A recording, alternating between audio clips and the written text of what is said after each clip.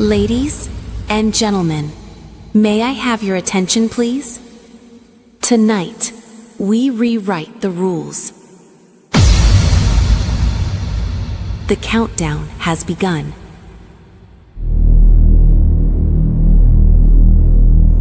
The show starts in 10, 9, 8, 7, 6, 5, 4, 3, 2, 1.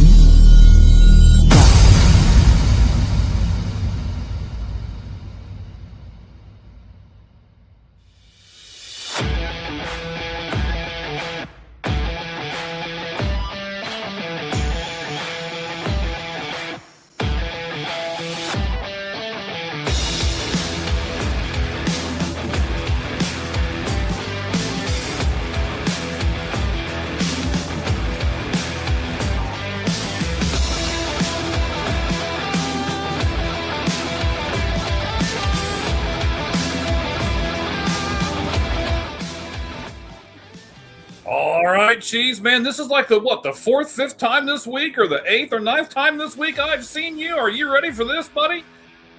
4,265 times this week. It seems like it, man. Every time I'm either working, sleeping, or preparing for a podcast this week. But man, we're having a great time. Chad Ryland looks like he's about to kick off here, so the Carolina Panthers will receive the kick right away. We didn't get together and find out where we were at on the show together, since both of us are doing a watch along here. For those of you who are confused, you're like, what is going on? What are they talking about? We are doing a watch along of the Hall of Fame game from Tell me what they're Ohio, showing the so we can sync up. Arizona Cardinals and the Carolina Panthers. There's the kickoff. Okay, so I'm ahead of you.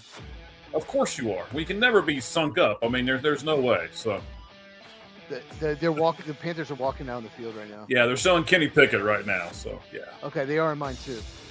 All right. Well, that's excellent. Maybe we're not that. I'll tell you when they snap it. I'll tell you that, and we'll count.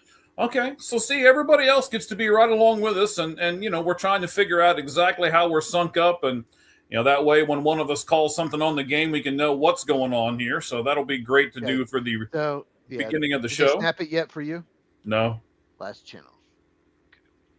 So I tried both TVs. They're the same. There's not like a difference. I was hoping one to be slower. Okay, so there's the snap. Okay, so it's about 10 seconds. Okay. All right, so he completes the pass.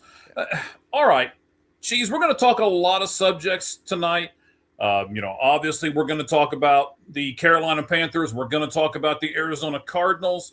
We're also going to do some people who we think should be in the Hall of Fame that aren't yet. I mean, we're going to look at – I'm even going to look at a couple of college things. We're going to talk about each one of the Hall of Famers that will go in on Saturday. We're going to talk about some extensions that were handed out. We're going to talk about some signings. Anything else we're going to talk about tonight that you're going to bring? That's the stuff that I've kind of got notes on. What does Cheese have notes on for the game tonight? Yeah, I mean, we can talk, Buccaneers. True, I do want to do that. Huh? I do want to do that. Remind me to do that. Buccaneers, but yeah, there's some teams that have really focused in on extensions, that they want to get it done before the season, and they're really trying to keep a lot of their players. Like every day, like the 2027 free agent class gets worse and worse. But it shows you it was a really good draft 3 years ago because all the people getting extended. All right, so this is the very first game, right? Obviously, Hall of Fame game. It's 3rd and 1. Kenny Pickett is in the shotgun, and he is about to get sacked. And he just got dropped there, 95. Is that Jake Delhomme versus Kurt Warner? Is it 2003? Okay. It looks like it, doesn't it? That's a big man. Both of them were in the Super Bowl when they had Kurt Warner, and then, Panthers made it with Jake Delhomme. That's the last time I think they were in. Looks like Billing, I think is what the name was there on the. This is going to be a little difficult for us. It's hard to see, or it's not really hard to see, but it's. But Carson Beck, you want to talk about him a little bit? Yes. When he gets in here, we will talk about him a little bit. I can see the kickoff. He's kind of. He's on the screen now on my screen, but yeah. Oh no, not yet. Well, let me get to a few of these comments over here. We've already got some people on with us. Hello. Hi. Hello. We love the highs and the shout outs and yes. The one guy that will not be on the screen tonight. Andy. Wow, he stunk. He was so bad. And you know what's crazy is the top 3 quarterbacks before are still in the league. One just won Super Bowl: Sam Darnold, Josh Allen, and Baker Mayfield. They just didn't pick very high, so they didn't get any of them. So do you see much of a difference, Cheese, in Kenny Pickett and in Carson Beck? I mean, are both of them pretty much slotted in as backup quarterbacks, or does one of them have a chance to become the starter for one of these two teams? Beck has a much higher ceiling. Okay. Kenny Pickett never had a high ceiling. I remember watching Kenny Pickett at Pitt. And I'm like, he's a career backup, 4th round pick. I had a 4th round grade on him. But the Steelers just, I don't know. They're like, well, we'll just take a chance. But hey, Matt Schaub is an assistant in Arizona. I did not know that. But Beck, I could talk forever about Beck, but I'll say this. His arm strength worried me last year. Maybe it was caused by an injury. And what also worried me about him was just clutch times. He'll start throwing the other team, like right down to the wire. But otherwise, he's been very productive.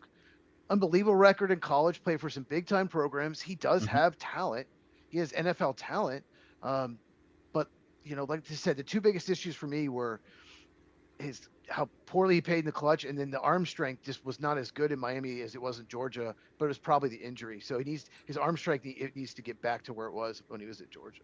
Okay. Now, see, this is what I like to see from the guy, right?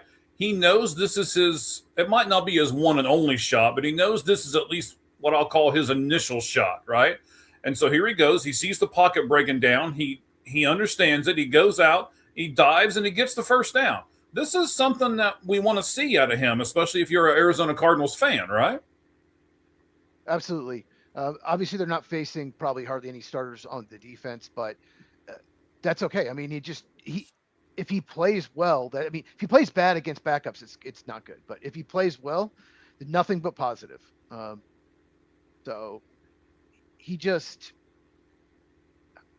I didn't love the pick, but at least they used their 3rd round. For quarterbacks, looks to be absolutely loaded in this upcoming college football season. Absolutely. Yeah, I could just go off talking about that, but we'll do that another time. But yeah, if it doesn't work out and he's terrible, well, you only wasted a 3rd round pick. You didn't, the Steelers, Kenny Pickett, they wasted like the 20th over pick, 21st, something like that, whatever he was, and they don't, they have Jeremiah Love and Chase Basantis, so it's okay. We still have those guys. So I think obviously I think Jacoby Brissett will start, but at some point you need to play back at least half the year. We know their schedule's where we know they're not going to make the playoffs. You need to go to him at some point and see what you got. And like I said, if he plays great and you think he's the guy, perfect. And even if you're bad, say you win 3 games, but he shows enough that you think he's your quarterback, you can trade out and get a ton of draft capital for a top 3 pick in this draft because it's so quarterback heavy. Yes, absolutely.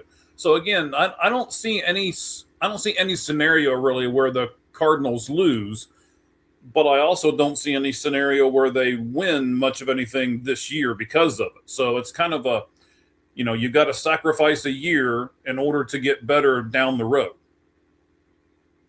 I'm curious, what do you think their defense points against will be against the 6 games in the division, the 2 Seahawks games, the 2 Rams, and the 2 49er games? How many points per game do you think this Arizona Cardinal defense will give up in those games on average? Can I say it depends on if Josh Sweat plays or not? No kidding. Or if he gets traded, which so my schedule. It's pretty hectic. I came home last night, actually early this morning, and did some research for this. About 4 hours of sleep, get back up. We'll do this podcast, and I'm going to work again tonight, and then stay in there tomorrow morning for a 16-hour shift. And so I had some limited time to do some things. but now there's some talk. I mean, you've got the team saying, "Oh, well, Josh Sweat's going to be there. Don't worry about it. He'll be there opening day. This is a non-issue." And then you've got some other people going, "No, I think this is a little bit bigger issue than what the Cardinals are letting on." And there's even some little rumblings now of, I think he does want traded, or, he's not going to come out and say it because he's not that guy, but he's talked to his agent, and his agent's talking to some people. And what do you think ultimately will happen with Josh Sweat and the Arizona Cardinals, Cheese?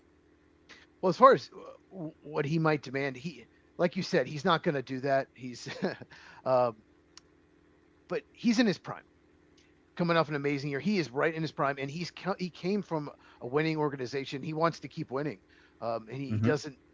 They're not going to be good this year. They might not be good next year, and he doesn't want to. He's like 29, 30 next couple of years, so he doesn't want to waste those years. And I don't blame him for that. I don't either. I mean, he signed with them. They gave him a lot of money, but we thought they'd be better last year. We did. And he did as well. He wanted to sign there. So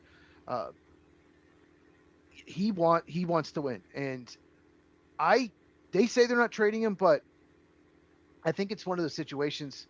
God, safety? How big 90, look at 95 of Billings. I was like, oh my God. It's like, that's he is Walter a Nolan. huge like, man. Walter Nolan's not that big. Yes, he is. And he just completely double team and blew up the play. He got the sack earlier too, so he's showing out tonight. Look at this. Yeah. Josh Sweat. So Arizona Saints are not trading him, but a lot of teams do this in any sport right before they trade him sometimes. They're saying it because they want leverage, right? The Browns were never going to trade Myles Garrett. We're not trading him. Oh, the Rams are going to offer us this. Okay, here you go. So I think they would trade him, but they want to get blown away. Like, for example, there was a rumor that the Packers were trying to trade for him, that they had discussions. The guy that reported it is usually really accurate. He had Packers training for Micah Parsons the day before. He said they were in talks.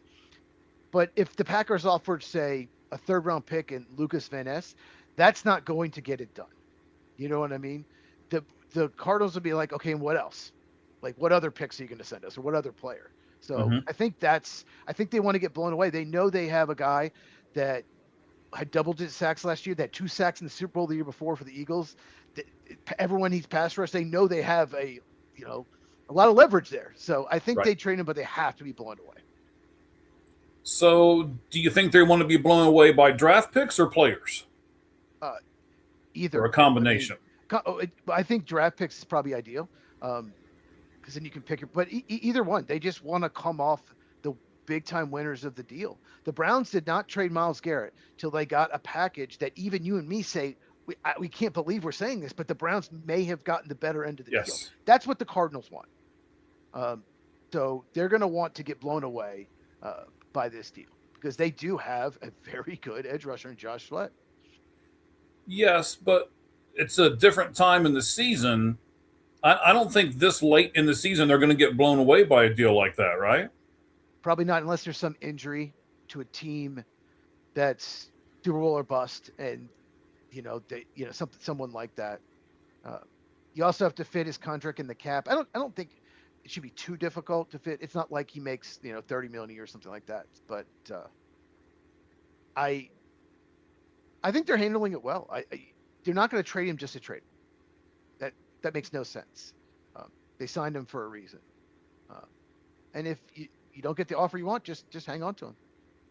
Right. So pass interference on Clark here, number 13, cornerback for the Arizona Cardinals. I know I don't know how much we're really going to call out people's names and numbers and stuff tonight, because what's the percentage, do you think, the people that we're going to see in this game, even right now, second series in the game, what are these? These are practice squad guys at best, pretty much, right? No, I mean, no. Some of these are there are a few starters out there, especially young starters that want reps. A lot of key backups, like Brady Christensen's probably their 6th offensive lineman for the Panthers. He's in there, right? He can play tackle or guard. So you're going to have guys that make the team on here, especially in the first half. Second half, you're going to have most of those are guys competing for the last 2 or 3 spots on the roster. A lot of practice squad type guys, yes. Okay. But, Travis Etienne, okay, that's Etienne's brothers in there for the Panthers. But he's probably their number 3 running back. So, yeah. Well, yeah, you got Bam Jonathan Knight Brooks. for the. I mean, I know a lot more about the Cardinals. I'm gonna kind of bank on you to know more about the Panthers. I mean, Bam Knight was in there. He's their he's their number 3 quarterback. He might be their number 4 Running back. quarterback behind Trey Benson as well. But Oh, right now he's 4 on the depth chart. Yeah. yeah, so I mean, and that was the guy who was in there for the first series. So I want to, we've kind of gone past this a little bit, but we've seen some things here so far, Cheese. So the Arizona Cardinals kicking team was able to get it down within the 5-yard line. It looked like they were going to stop them on the first series there, but they ended up getting that penalty, and now the ball has come out. So is there other things that can shine in this game besides just a couple of quarterbacks and a couple of receivers and maybe a few? I mean, can you shine on special teams and stuff in this game as well? Oh, absolutely. Special teams is probably even more important in the preseason because that's how a lot of guys make the team. There are veteran teams, like I'll just say like the Philadelphia Eagles is a good example. Barring injuries, but 48 of their 53 is decided. If you look at their roster, the last 5 is probably made on special teams, like the fifth or sixth, like the 6th receiver, the 5th linebacker, all that stuff. And the way you make the team is special teams. So especially if you're a gunner, if you can make it, you need like 2 gunners on special teams. If you're good at a gunner, you're going to make the team. They'll find a spot for you. Your safety, corner, tight end, whatever. Well, not tight end, gunner, wide receiver, running back, corner, or safety. Those usually are the gunners. All right. So help us stupid people out who are, like myself, who's more of a baseball guy than a football guy. So help us out here. Oh, nice job by the Panthers. A guy let it go, and now they're down within they got it down within the 5-yard line here. And I'm not sure who that guy is, but if he's fighting for a roster spot, that play is huge. Special teams coach will go to bat for, I want this guy on the team if he's going to make a play like that to, keep it out of the end zone. Yeah, and in this kind of a game, don't you? I mean, you almost want to take chances, right? Even if you failed taking a chance, at least you took a chance and you're trying to do something instead of just standing there and going, we'll let that ball go into the end zone for the touchback, and then it blows up on you. That's kind of the worst case scenario for him, right? Yes. Yeah. There are people that have had good preseasons that have not made the team and the practice squad because they don't have a role in special teams. So even though they're better, like wide receivers that are better, they put up all this production in the preseason, and the guy that has like 2 catches for 21 yards makes it. It's like, well, look at the special teams film. This guy's amazing at covering kicks. So that's why he's on it. So okay, yeah, I got you. So again, I was getting ready to say it before the play happened in front of me here, where they got it down within the 5-yard line. Well, tell us again, the guys like me who don't know all these terms that you're probably going to use tonight, and I'm trying to learn right along with you. Give me the definition. What do you mean by a gunner on special teams? Yeah, so the gunner on special teams is basically the guy on the outside. He's not on the line of scrimmage, and he's going to run down. He'll get there first, and his job is to either make the play or keep him to one side or the other. Don't let him get outside of you, basically. He's most of the time, actually, they're not the one that makes the tackle, but for example, if you, depending on what the special teams formation is, but you want to keep a guy like, okay, let's force him to the sideline. Let's force him to the other side of the field. So you're the initial guy. You got to be good enough to get off the block because they're going to put a guy in front of you, and you have to be fast and you have to get down there quickly. And also, if it's a punt inside the 20, you let go, you got to get down there and prevent that ball from getting in the end zone. And if you're good at that, you will be in the NFL for 10 or 12 years, no problem. Okay, sounds good. Thank you for the education there for the people who aren't as smart as you are, myself included there. We got another hi. Hello, Party Hips. Wow. Okay, then. Party Hips 124. What's up? Mm-hmm. I don't know what kind of party you're having with your hips, and I'm not sure if I want you to tell me because it's a family show, but okay. I was looking at some people talking about it, clicked on the hashtag Hall of Fame game, and all these people are saying, oh, I don't know who anyone is playing. I'm going to watch anyway. Or like, I don't care about the Cardinals or Panthers, but I can't wait to. I'm just going to watch football. So some people are watching just because it's football. Just because it's football, right. Yeah. And, for those of you who are watching with us, we certainly appreciate it. It's a Thursday night. There's probably, a ton of people at work who can't see the game. And so maybe they're on with us here either on our X account, which is All Gloves Off SM for myself. Cheese, what's your X account, buddy? It's Football Cheese. Oh, let's see it there. Football Cheese on X. Oh, there we go. TGZ. And the channel on YouTube is Football with Cheese. X won't let you have the long handle. They won't let you have it. Nope, they will not, but We have to shorten it. it's okay. It's all right. We can certainly take care of that. So, our numbers are jumping around all over the place. I guess it depends on who wants to watch where and everything else. So, we are right here with you until the long haul. We're going to stay until the very end of the game. And Pretty we're good going to block by talk a Josh lot Wright. about the game, at least in the first half. Now, once it gets to the second half and half the people that are on the field, neither one of us know, then, we'll get into some of these other NFL topics that we outlined in the beginning of the show. But right now, we're going to talk about each team. It should be interesting. Carolina, of course, in their division. Arizona in their division. Arizona has the much tougher division, but I think Carolina will be much tougher. It's not even close. much tougher division, right? Let's not, It's let's not not even gloss close. over that, right? Much tougher The top division. three teams in the NFC West are better than anyone in the NFC South, in my opinion. Okay, yeah, that was kind of where I was going to go. So I'm glad you brought it up. So yes, they're, but aren't they kind of in the same boat a little bit? I mean, the Carolina Panthers are a little ahead of them as far as growth and development and stuff like that. They've got a more established quarterback. What else do you think Carolina has that's more established than Arizona going forward in I'll answer this that in a season? second, but watch this play. That's a heck of a throw. That is a heck of a throw. Oh Some yeah, more of look at that. Chris.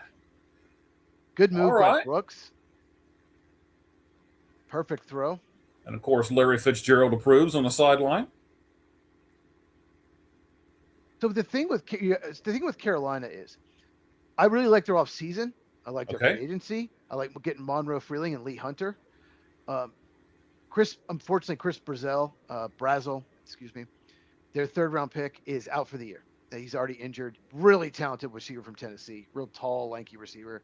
And Nick Scourton, the second-round pick, edge rusher last year, is also out for the year. So that's really hurting their depth at those positions.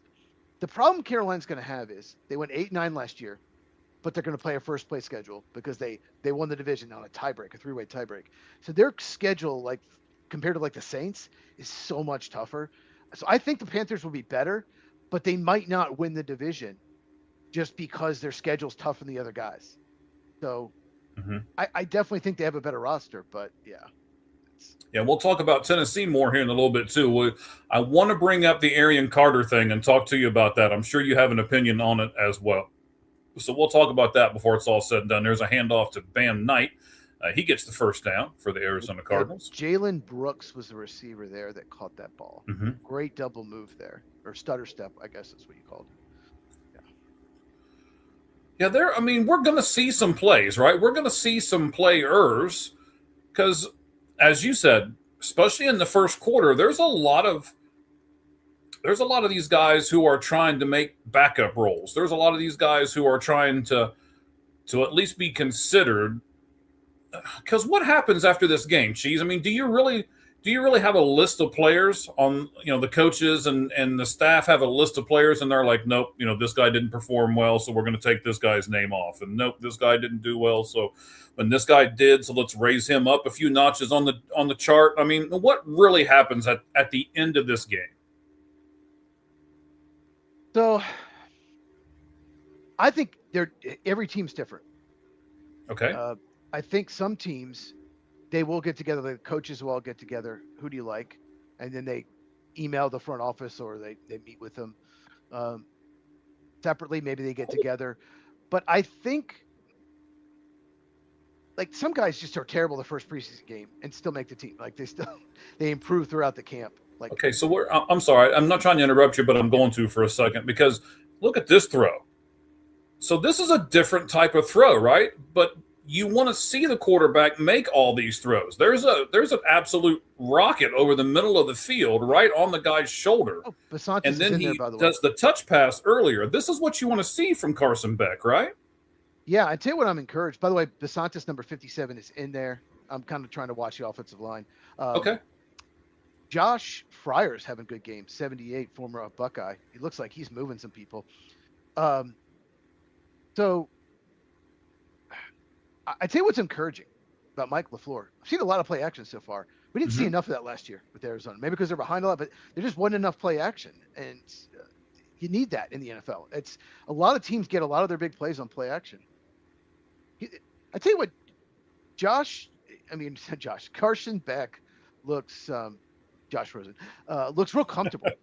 He looks very comfortable in the pocket. He doesn't look like skittish at all. That guy? Yeah. Okay. He looks very calm, poised, and confident in the pocket. So I want to talk about what you just said for a moment. I'm reading a bunch of stuff. I'm starting to get into the NFL a little bit more. I was waiting until kind of after the trade deadline in Major League Baseball to really, I don't want to say focus on the NFL, but to start looking and putting that into my daily repertoire to where I look at some articles on the NFL. One of the things I saw is that a lot of people think Denver is going to be improved a lot because now they have a play caller that's not Sean Payton. They didn't have a lot of motion, as you were just talking about. A lot of teams get their stuff off of motion, but they didn't have a lot because Sean Payton waited so long to call the play.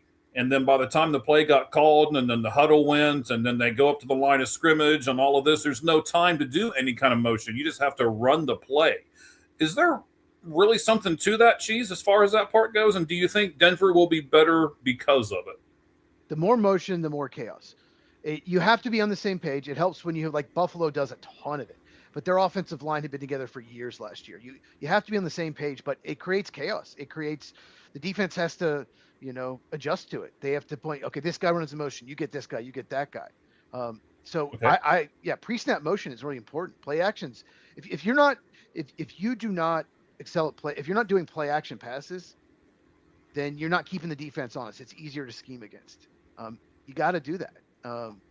We've seen a lot of it already in this game from LaFleur, and that's good. We know he's going to commit to the run. You don't use the 3rd overall pick on a running back if you're not going to run the ball and commit to that. So, well, yeah, but they've got James Conner. We'll talk about him in a little bit, but we'll have a list.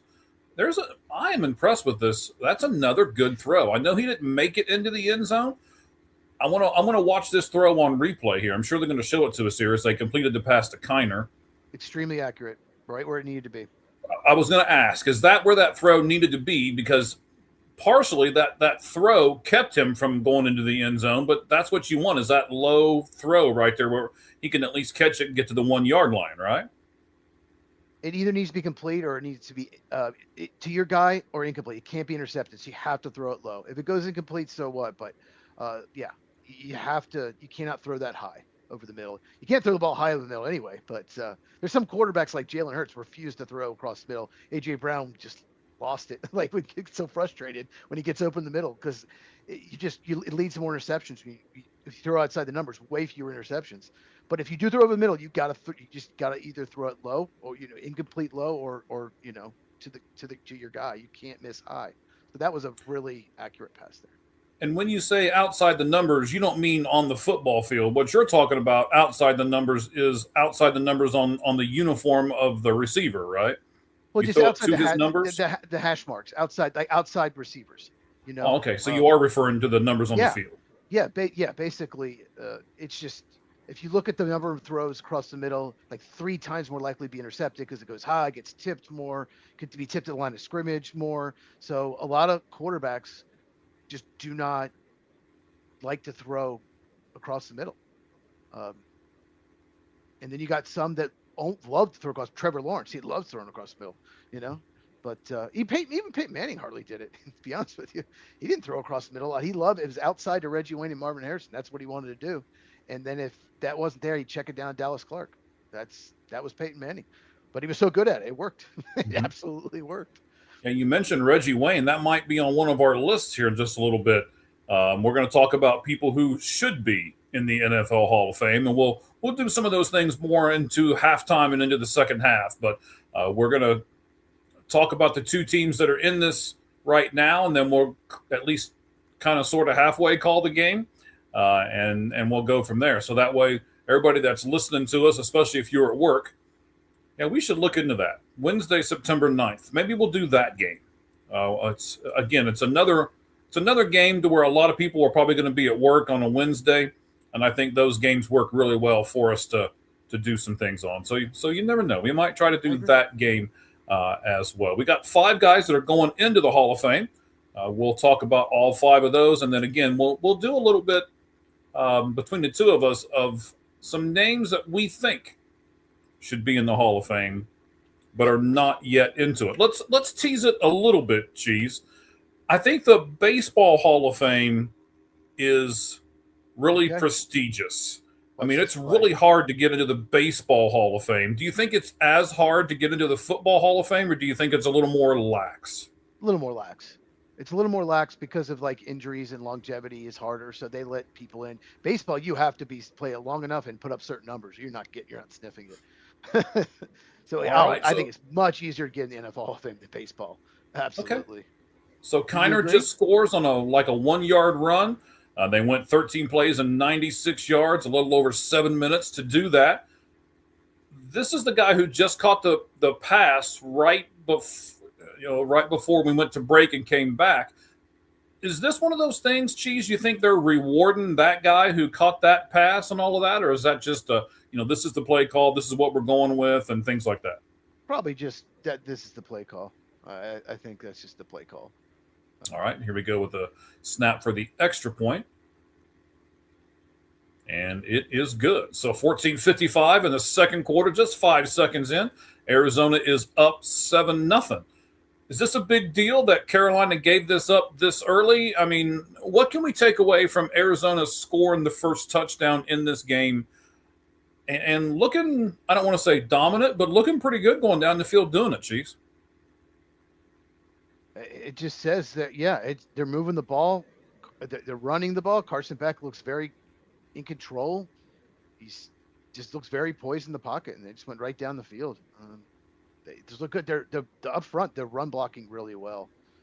Like I said, Josh Fryer, Chase Basantis got a good block in there too. Mm-hmm. Okay. His strength though is moving. He can pull. He's so athletic. But he's going to be the starting right guard this year. So, and then they needed to upgrade guard big time. It was so bad last year. So it's not like the Cardinals are terrible. They've got some players at some positions, right? They're building it at least in the right way, correct? I mean, they got Walter Nolan, Will Johnson in the draft last year. Got probably 2 of the best 20 prospects. So, they were both kind of hurt. So they have pieces. Defense still needs a lot of help, especially at corner. The defense needs a lot of help still to be a good defense. But they went big offense in the draft early on, and I understand why. So do you like it when a team goes one side or the other heavy in the draft, or do you like it better, you think, when they go a little bit of each, or is it just the development as to where that team is? How does that work as far as who you're picking in the draft for this upcoming season? Well, for the most part, what you want is to have your franchise quarterback in place, and you can just take the best player on the board regardless, right? Whether it's defense, offense. I mean, there are years where your offense is maybe better than your defense, but if it's the best player, you take the offensive player. But if you don't have, if you have a young quarterback that you don't know the franchise quarterback, you have to put talent around him. You cannot have a David Carr situation in Houston. They didn't give him an offensive line, and he kept getting hurt, and he never developed. Yeah, Tim Couch never had much help in Cleveland. You have to put them in a position to succeed. So you have to go heavy offense. If you have a young quarterback, plan on drafting a young quarterback, you have to have. Really, you want the offensive line and the receivers, running back in place by the time you get them. Okay. So that's the only exception. Otherwise, you try to take the best player, but you can't draft a young quarterback and just keep drafting defensive players, and he has no offensive line and no receivers. You can't do that to him. All right. So we've got some notes on the 5 guys that are going into the NFL Hall of Fame this year. We'll talk about that. We'll have some time during the halftime here. We'll look at all 5 of those guys. The Carolina Panthers are now on their 3rd series of the game. They have yet to score. This is 1st and 10 on their own. Looks around the 33 or so yard line. Yeah, they're talking with Drew Brees. Mm-hmm. And I know he's really important. Now there's his son. They're showing on the screen as well. So Balin is his son's name. So ATN is still in there for the Panthers running back. Okay. He So went to then, if Georgia. ATN is still in there, what are they trying to see from him? Has he not had enough plays? Is he like the only? I mean, is he their backup and they know it, and they're gonna put him in there for the entire first half, or what are we doing here with? Yeah, I mean Carolina? he's a third string running back. They're not going to play Jonathan Brooks. They're not going to play Chuba Hubbard. Mhm. They might not play at all. I mean, maybe a handful of snaps all preseason. That's just the way it works. And if they do, it'll be game 2. Okay, we got something going here for Carolina on this play. We're seeing a lot of motion, a lot of play action, a lot of quick throws. That's what they're doing this preseason. They want to. That's what these teams are calling. Pretty basic plays. They're not going to show their whole playbook. Wow. But yeah, So you're going to get a lot of third string, fourth string running backs in the preseason. So something like that play that just happened where he throws it out in the flat, and on the TV screen you don't see a single Arizona Cardinal in sight. That's not necessarily Carolina calling a great play. That's probably Arizona missing an assignment somewhere, right? Yes, and it was an awful play action, so someone probably bit. I had to rewatch the play, but somebody probably bit on that, which could get you cut. Yeah. Again, that's one of those things, right? Got to stay disciplined. You got to, like you said, you missed an assignment. Everyone has an assignment on the defensive side. Okay, and this is that's what they're looking at just as well as anything else. Geez, I'm curious about this. Are you going to go back and rewatch this game? I mean, are you that football thirsty to where you? No, he's shaking his head. No, he's like, I'm not that bad off, man. Stop it. I have rewatched maybe 2 or 3 preseason games ever, and it's my Green Bay Packers.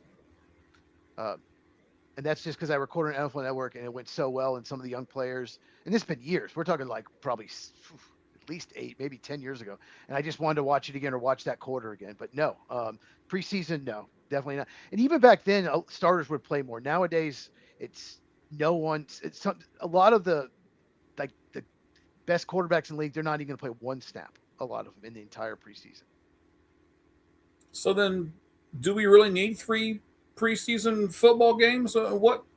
Should we play patty cake here? Should we do flag football? I mean, what are these games really good for, Cheese? I think you need at least 2. It's filling out the roster and it's getting reps. Some of these young guys need reps, and you need to be able to decide, besides practice, who's making the team. So I think you need at least 2. I think eventually you're going to go to 18-game schedule and then just 2. But I would not like it if they got rid of it all. But I think you need at least 2.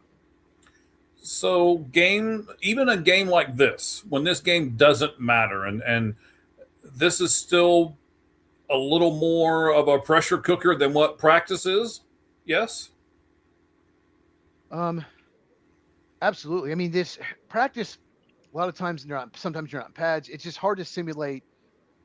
You're not going to play in pads against your team in scrimmage. You just keep hitting each other. You got to be hit some. You got to be able to play against an opponent. So it's just not quite the same in any sport. Like, any sport you've played or practiced, there's a huge difference. I'm sure you played baseball growing up. It's nothing like the game. Mm-hmm. So same with football, like running the plays, getting hit, not knowing what your opponent's going to do. Right now, I think at least for me, a lot of checkdowns in this game.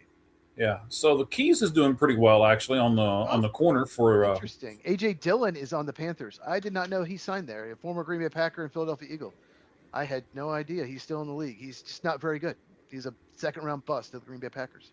And when they took him, Aaron Jones is in prime. It made no sense to draft him. None. He makes a pretty good play there. Again, he just found the soft spot in the coverage, right? That's all he does. Comes out, makes a move, makes himself available, turns himself around. Okay, Cheese. So little things like that, right? You can go out there and you can find a soft spot in the zone, but then he turns. I watched it back on the replay here. Then he turns and quote unquote makes himself available to the quarterback by turning around and putting his shoulder pads square to him. How important are little things like that when the coaching staff and stuff is rewatching a game like this? If you want to know how important it is, watch Travis Kelce film. That guy, his interviews, you can tell his IQ is like 60. but in the field, he knows where to turn around. He will watch the safeties and the linebackers, and he knows when to turn around, stop. Uh, he has unbelievable timing with Mahomes. It's incredible. It's so important. Turning at the right time, helping your quarterback out. Maybe he'll recognize a blitz, and then this play could be like 10 yards, come back, and he'll stop after 3 yards and turn around. I was like, okay, Mahomes might be in trouble. Like, he just has those instincts. It's pretty incredible. It's one of the reasons why he's so good. But if you don't want him taking your calculus test for you. No, but AJ Dillon he's AJ Dillon just scored. He's a right 6-year outside. veteran, so he knows how to do little things like that. He's just not a very good player. When he was with Green Bay, I always criticized. I didn't like the draft pick. He's a 240, 250-pound running back that runs like he's 205 pounds. That's what frustrated me the most with him. Is he wasn't like, I know he got a goal line touchdown there against backups, but he never was a great 3rd and 1 goal line type back, and he should have been. He just isn't. He's more of a finesse runner at 345 pounds or 245. Excuse me. So why is that bad though? As long as he does, okay. So what's the difference in the finesse runner at 245 and the finesse runner at 205? Because he's 200. They drafted him to be the goal line back. They have Aaron Jones. Because he's not as quick as a 205 pounder. Like, he's not as quick as Aaron Jones. He can't run routes like him. They wanted a goal line type back. It was an issue for Green Bay. They didn't have that kind of guy. And that's what they drafted. But they used a 2nd round pick on him. It made absolutely no sense at the time whatsoever. Luckily, they got Jordan Love in that draft. Otherwise, it's garbage. No one in that draft class was good at all, but they got Jordan Love. So okay. So they redeemed themselves, right? Well, that worked out. And you know what? I liked the pick at the time. I really did. Everyone at work the next day was giving me so much crap. They're like, "It's the dumbest pick." So many Packer fans were mad. And it's like, well, just like watching him at Utah State. This dude can make every throw. This guy can sing. Just don't freak out. This guy's good. Like, but no one watched Utah State. They don't know. They didn't know. Right, and the rest is cheese history, right? Yeah. Yes. Okay, so Carolina did score 67 yards, right under 4 minutes. It took them to do that. Pretty impressive, Cheese. Did they make adjustments, or is this just better play calling? I mean, what do you think happened between point A and point B there? They ran the ball, and he took the check down, and it was there. Arizona's playing a very basic defense preseason. You're going to do that, especially the first game. But there was one big play, that play action where no one covered that receiver on the underneath route. I mean, that was 30 yards at least. That was the big play that flipped the field. So. But other than that, it was just really efficient. That's what Kenny Pickett is. He's not going to make big plays on field, but he can be efficient. He can be a decent backup. Okay, sounds good. So we're into the second quarter now, tied at 7. I think both quarterbacks have looked pretty good. Kenny Pickett doesn't have the yardage, I don't think, that Carson Beck does. Kenny Pickett is probably around 60 or so yards, but he's, I believe, like 11 for 12 or something like that. So like you said, efficient, maybe not going to get you 300 or 400 yards, but he's not going to make the mistake that's going to cost you the game, right? Exactly. Preseason, you're not going to see a lot of real complex offensive defenses. They're especially young quarterbacks like Beck. They're going to say, if you don't have it, just check it down. Don't stay in the pocket more than like 4 seconds. It's going to be defenses. They're not going to blitz a lot. It's not. They're not, and especially on offense, they're not going to show you the whole playbook. They're going to show a lot of basic stuff, especially the first preseason game. Okay, so I mean that's kind of what they want to do, though. They don't want to show everybody. You don't want to have tape on the guys from preseason, right?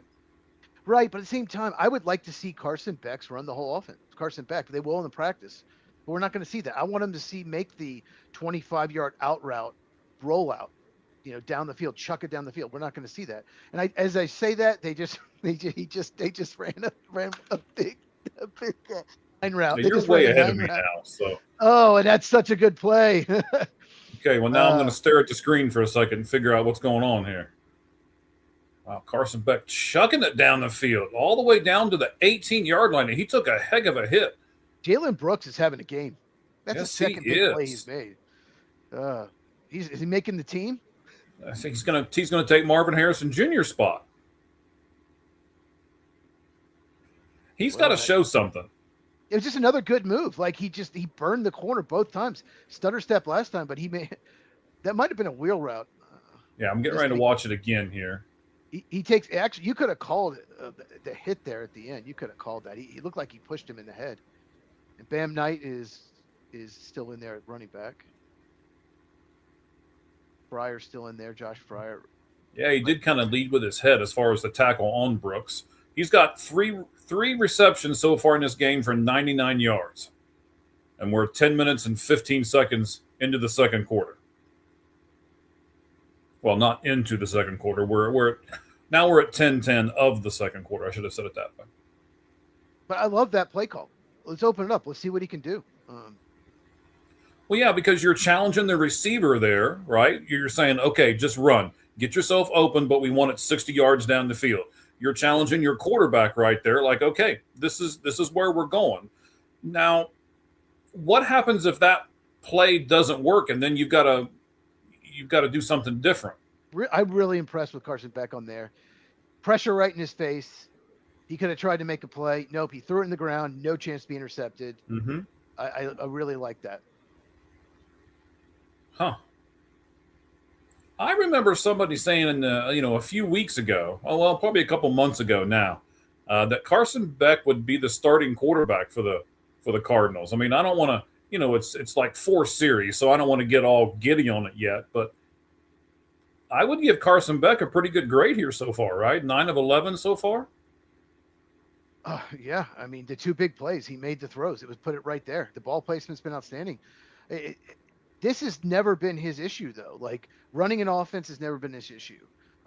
Putting up good numbers never been his issue. His issue has always been when the game's on the line, in the fourth quarter, he starts all of a sudden throwing to the other team. That's been his issue. And then, like I said, at Miami last year, his arm strength seemed to get worse. But that's his issue. You can tell he knows how to run offense. He's 37-6 in college. He's been a starter at Georgia, Miami. He's 43 starts in college. So it's not it's not too surprising he's playing this well. Basanta's still in there at right guard. Yep. Well, this is. When do you see this throw? When do you see this throw? It's outstanding. Yeah, I haven't. I'm behind you here. We're at 3rd and 4 on the 6-yard line. When anyone asks what ball placement means, this is ball placement. This is perfect ball placement. So Carson Beck is making all the throws, Cheese. I mean, again, I don't want to get too giddy on this yet, but I've watched a lot. Yeah. Right in there. Drop that thing, as they say, dropped it right in the bucket. But again, that is a pass to where only the receiver can catch that ball. The corner really has no chance of intercepting that pass whatsoever. So he put it in the perfect spot.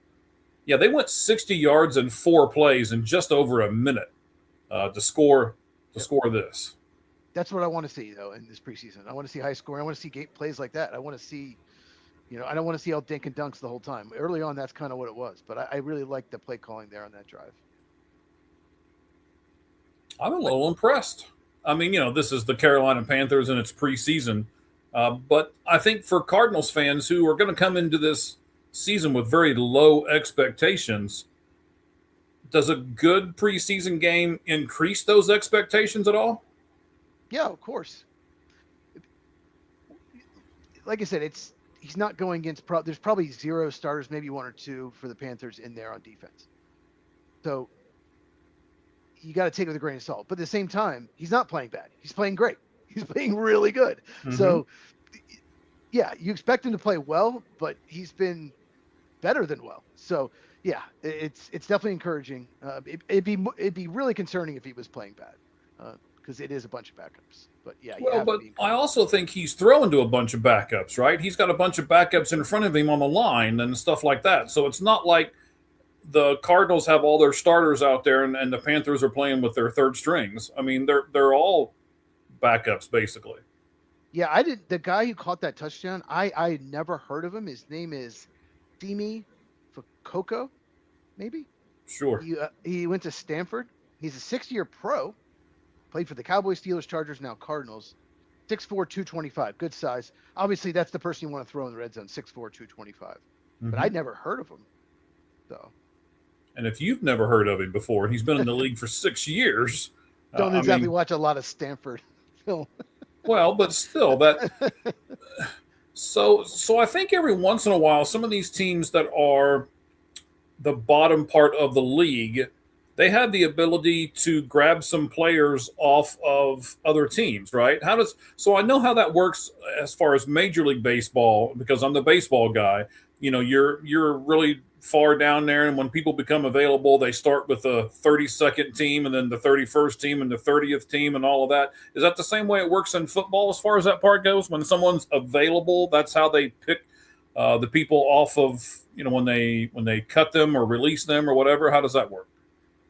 If you're under 4 years, you're susceptible to waivers if anyone cuts you. Okay. The worst team. So the Raiders have, if somebody is released less than 4 years, Raiders will have the first waiver, the first waiver of anyone. If they're been in the league more than 4 years, they're considered a veteran. They're immediately a free agent, can sign with anybody. So okay. The players really want to get that in the thing, because then if a player's been in the league 12 years for his team and they cut him for salary cap reasons, they don't want him to get claimed by the Browns. And then he's stuck playing in Cleveland, and he wants to win a Super Bowl, and he's stuck in Cleveland. What? I said nobody wants to get claimed by the Browns. I mean, well, you understand what I'm saying? Though it's like, if they've been in the league more than 4 years, then they immediately become a free agent, can sign with whoever they want. Haynes King is in there, Georgia Tech quarterback. He's very mobile. He's very mobile quarterback, really good athlete. So when was he drafted? Do you know? I don't think he was. If he was, it was very late, but I don't think he was. Okay. I think he was signed. He was signed undrafted. He's one of those guys that, maybe 10% chance he gets drafted, probably undrafted. But half the league probably called him trying to sign him because he is athletic. Just up and down as a passer at Georgia Tech. But he did have his best year by far this past year. And there's even talk for a while that he could, maybe be a Heisman finalist, but, they started playing better teams. But Georgia Tech's got they're playing Georgia and Tennessee this year, non-conference. So, we'll see what happens there. Okay. Let's get into our first kind of off the game topic here for a moment. Let's, again, I know you're a big Tennessee guy, but you've mentioned Tennessee there. Let's talk about, I believe it's Arian Carter, is how you say his first name? Arian, yeah. Yeah, so he's been suspended for the first 2 games. I'm sure you know this story. Yes. Carter was going to try to go possibly into the 2025 draft. He accepted a plane ticket to go fly down to meet with a team. I don't think we've ever heard what team it is or anything like that, but he accepted that. He wasn't necessarily supposed to, but maybe you could help me with the rules a little bit here, because he was trying to go to the NFL. I think there's a little bit of a rule thing in there that says that he could have, but then he claimed it. He said, "Hey, I took this ticket. I didn't pay for it. I want to admit to it, and I'm going to pay it back." So he did pay it back. He did pay it back. He did pay it back. He's already paid it back. Yes. Right. So, Cheese, what else can the kid do in that situation, right? He was thinking about going to the NFL. I mean, I guess he could not accept it in the very beginning, and that's what they're saying, right? But how do you feel about this and this rule? Well, they don't need him against Furman, so I'll say that. But they are playing Georgia Tech, who I just mentioned, week 2, and they could lose that game. I don't think they will, but they could. So I just want to put those are the 2 games. If it was one game, then they couldn't do one game because it's Furman, But basically, it was a $427 flight, but it was from an agent. Okay. Oh, okay. The fact that it's from an agent is the issue. That is why. But Josh Heupel, the head coach of Tennessee, he's pissed. He's livid. He made it be known. Yeah, I would be livid too. Paid it back. The problem is it's from an agent, and if they don't suspend him, then maybe they pay for your whole vacation in the offseason. They pay for this. No, look, they didn't suspend him for that. And you can't suspend him one game because it's Furman. So I'm not happy with it. I don't like it, but I understand it. And I understand Josh Heupel being pissed. And if I cheer for the Vols. They're my favorite college team. I'm not happy at all. If they lose Georgia Tech, I'm going to be pissed, but I get it. So who will you be pissed at? That's the question. Will you be upset at the player? Will you be upset at the rule? Will you be upset at the team for allowing him to do it? Well, he injured himself and decided to pull from the draft. Okay, he decided to have surgery, knowing it would probably tank his draft stock. So he decided to come back, and then he parted ways with the agent. But the agent had already paid for the flight, so that's the whole story. So then it was his agent that paid for the flight, not like an agent for somebody else. Right. Okay. So at least he's not ineligible. I'll say that. At least he's not ineligible. In the past, that might have been. Happy to have him back. It's tough. There's so many little rules like that. Technically, if somebody gave you like a bazooka, bought a Bazooka Joe, maybe you and me are only people listening knows what that is. Okay, especially because I'm old, Panthers right? Yeah. Look at Haynes King lead the team right down the field. Mm-hmm. But you could be in trouble if the agent buys you like something that costs 50 cents.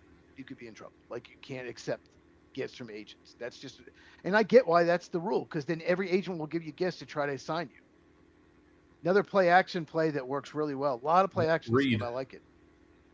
The receiver's name was Reed. I could barely read it because he had his hair all hanging down on his name. But. So yeah, like you said, so is this more of a bootleg type play, or yeah, maybe define bootleg for me? Tell me what a bootleg really is in the NFL. I hear the term all the time. We see it more and more every year because more quarterbacks get mobile. You didn't see it with Bernie Kosar, but yeah, basically you do a play action play the running back and then roll to the other side of the field, and it's really effective, especially if you have a mobile quarterback like Haynes King, because everybody's moving the other way. Everybody moves with the running play. Mm-hmm. So you pull a lineman or two that way to protect, and you roll, and usually there shouldn't be, unless the defense reads it, there should be no pass rush. There should be no one over there. And so even though you can only use half the field, you should have a clean pocket. You should have a clean throwing lane. There should be no one rushing the passer at you, and like there was there. And Jasim Reed got wide open off of that. So that's what has to happen too, though, right? The receiver has to understand what's going on. He has to get open as well. It's not just the quarterback running back across the field, right? Well, and what the receiver did is he ran a crossing route being over Ralph is deeper, probably crossing route toward the quarterback. Back, the defense was moving the other way. So if you're moving with the running play, it's not just you have to stop, change direction, and go back. That's why the play was so effective. And yeah, Jasim Reed ran a good route for a touchdown, and there was nobody by the time he caught the ball and had all the momentum. Haynes King hit him right in stride. Easy touchdown. I want to go back to Carter for a second.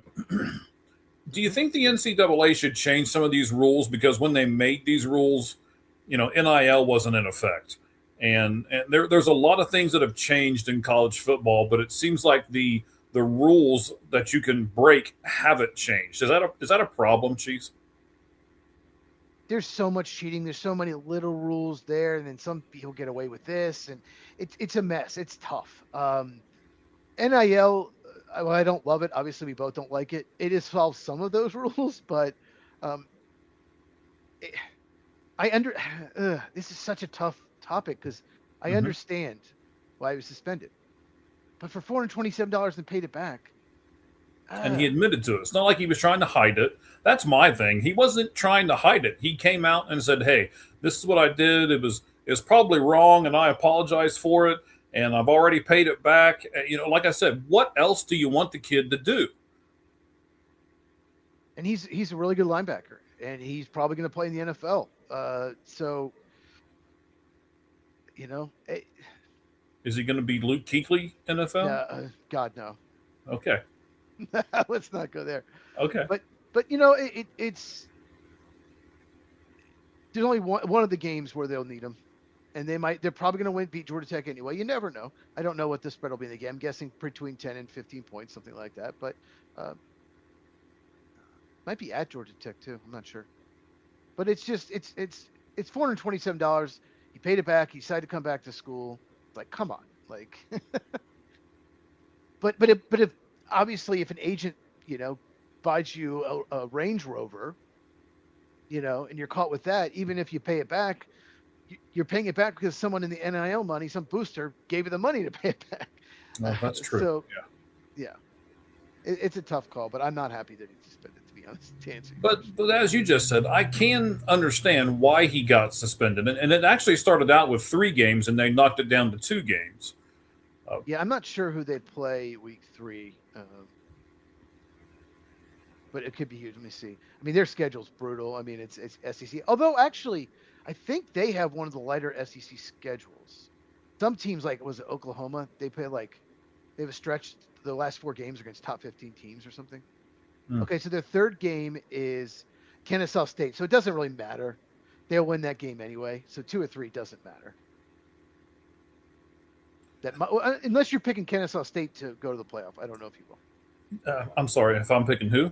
Kennesaw State. Are you picking Kennesaw State?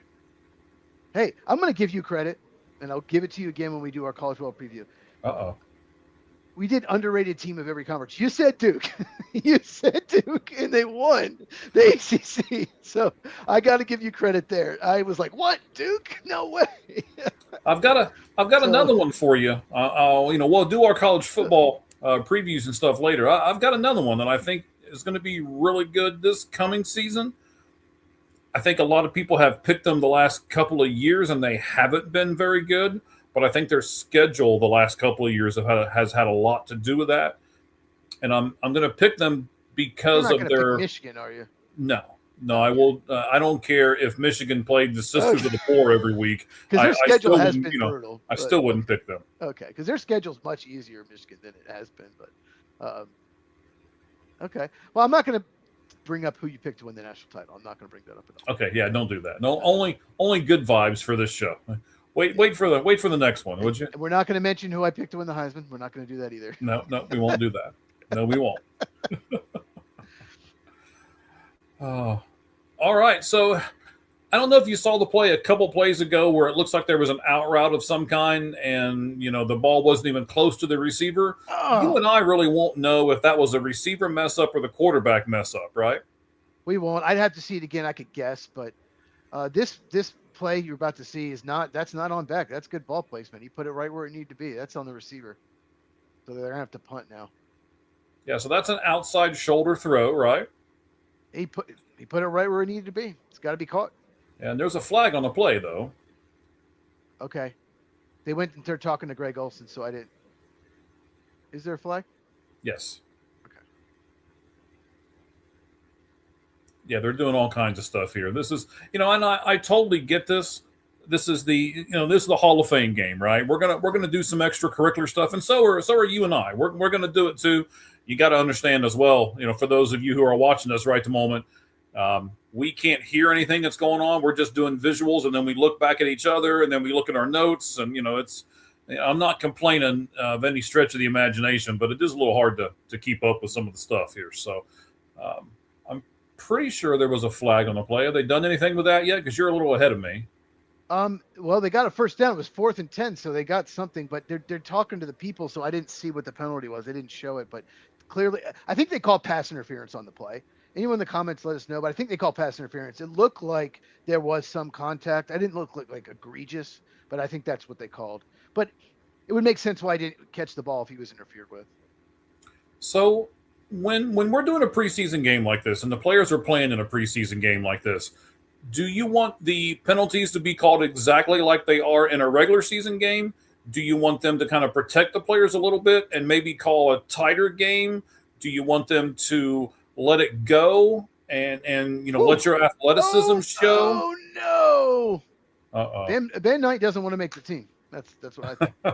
But look how downfield Chase Pasantis. Look at 57 if you can watch how far downfield he was. This dude is a monster.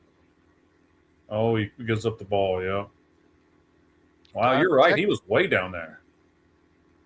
I'm telling you, man, he's got pass blocking. He's got a little technique work to do. His run blocking's ahead, but I just don't, that they're two guys, Spencer Fanu and Chase Bisontis.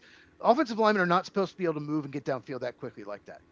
They move like tight ends, and they're 300 pounds. So that's a name to watch, Bisontis.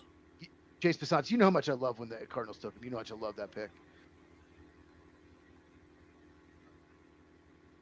There was rumor he'd go in the first round, but he went, early second to the Cardinals. He fell. So if you're a guy and you've got that much hype on you, so they did not lose the ball? Maybe they recovered. So I went back to the podcast for a second. I assumed that, okay, maybe the Cardinals recovered. Okay, good. 14-14. It's kind of a fun preseason game. Actually, it is. Yeah. We're seeing a lot of good. I was afraid we'd see a lot of sloppy play and a lot of interceptions and a lot of fumbles and all this kind of stuff, but we're seeing really pretty good play out of both of these teams so far. I really like the run blocking by these Cardinals. Mostly it's backups. Bisontis obviously going to start. Mostly it's backups, but they're really run blocking well. Corey Kiner's in there now. They took Bam Knight out. I don't think Bam Knight's coming back in after that. I don't see it. So Corey Kiner, number 37. I mean, I want to ask you a bunch of questions about some of these players, but I don't want to put you on the spot. So, if you know more about the players, then go ahead and embellish. But I'm not going to try to ask you a bunch of stuff. I know a lot about Corey Kiner. I will tell you. Okay, go ahead. No, I said if I do. Oh, okay. So you don't. Got it. I know who he is. Well, I know who he is. I can read the back of his jersey. I know who he is. I think he went to Cincinnati, if I'm not mistaken. Not expected to make the team. Probably more of a practice squad guy. But with Bam Knight keeps fumbling, maybe he will make the team. I don't think he's a very big back. He looks more like 200 pounds. I don't know. So is he more of a candidate for special teams then? Is that what he's more a candidate for? Yeah, practice squad running back, maybe special teams. I hope he went to Cincinnati. I hope I didn't get that wrong. That's all right. That's all right. Even Cincinnati's one of those schools that's like, they seem to produce more NFL players than you think. Like San Diego State's another one. Like, they're never like necessarily up there in the playoff or anything, but they always seem to have a bunch of NFL players. Cincinnati's one of those schools too, that's like that. Yeah, it's where Kelsey came from. It's where both Kelseys. I believe Adam Vinatieri came from Cincinnati too, if I remember right. I don't even know, to be honest with you. I don't. Kickers aren't football players, so I don't know. Oh, okay. I forgot about that. Yeah. There's nothing worse tonight. The worst thing we see tonight is Mark Wahlberg's nose in that preview. That movie preview. I don't think I've ever seen a worse nose in a movie. But South Dakota State for Adam Vinatieri. Okay. Not even South Dakota Jackrabbits. South Dakota State.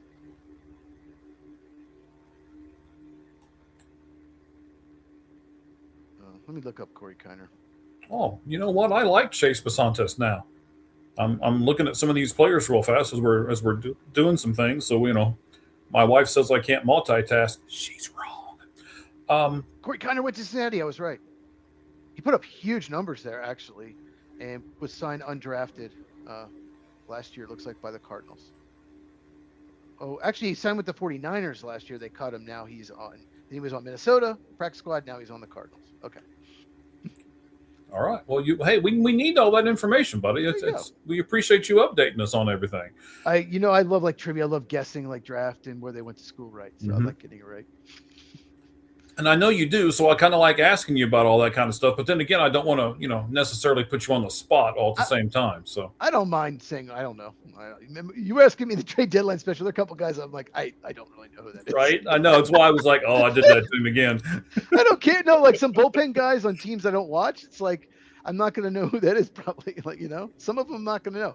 I have knowledge of all 32 teams in football, but like 30 teams in baseball. I'm gonna need your help sometimes on some of them. I Okay. just don't watch a lot of A's games.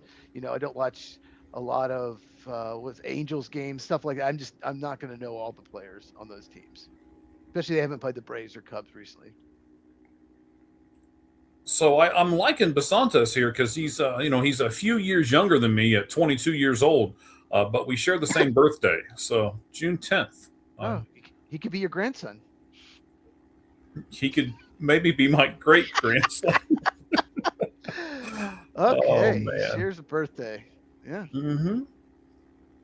Played for, of course, Texas A&M. Did that hurt his stock too, Cheese? Because it's Texas A&M and not Georgia and Ohio State and stuff like that. Does that hurt team stock some? I think Or being a Gemini player stock some? hurts your stock. I think if you're a Gemini, it will just destroy your stock. Is that what you asked? If they're a Gemini? Yeah. No, not if they're a Gemini. I was just because he played at I don't want to say a lesser college, but at the same point he played at a lesser college, right? I don't care what college it is. If you are successful in the SEC, if you're a beast, and he was, no, Texas A&M was they were in the playoff last year, so they're a top 10 team, I think, right now. They might be like the sixth highest rated SEC team, and they're like 10th or 11th in the country right now. The polls, they're always going to push SEC. They're going to move a bunch of them up top 15 every year. They do that. Yeah, absolutely. Just because it has SEC after it. Yeah. No, but they should be pretty good. No, I don't think so at all. No, Texas A&M. No. He was one of those guys. I loved most of his film, and then in some past sets he got beat quickly, like for some good SEC rushers. But I think it's a technique issue. That's why I liked him so much. He has fixable issues in pass blocking. So that's why I thought he would probably go in the late first round, but he fell, obviously, to the second round. And the Cardinals were like, okay, you're not going to take him. We'll take him. And the Cardinals have taken one of their biggest weaknesses, guard, and they've upgraded both spots. Now it might be a strength. So I really like that. Well, with 1 minute and 46 seconds left in the in the first half, the Cardinals have taken the lead, 17-14. But I want to ask you here. So it's Ryland, the kicker. He was the kicker last year. He's going to be the kicker moving forward. There's nothing to prove here. So why don't you just go for it as a team? And if you don't make it, doesn't that? I don't know. I personally don't like this. The preseason is for taking chances to me. The preseason is for, we'll go for it on 4th and 16 or whatever it is.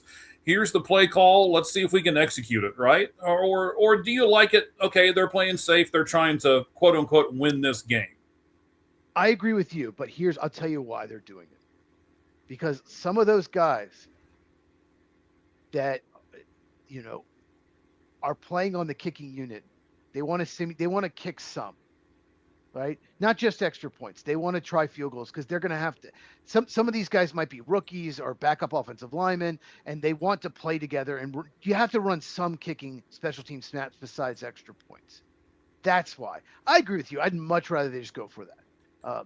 It's much more entertaining. But you have to run every kind of play, every kind of situation. You have to try to run it in preseason because some of these guys are trying to make it in special teams. You want them to play together. If that makes any sense.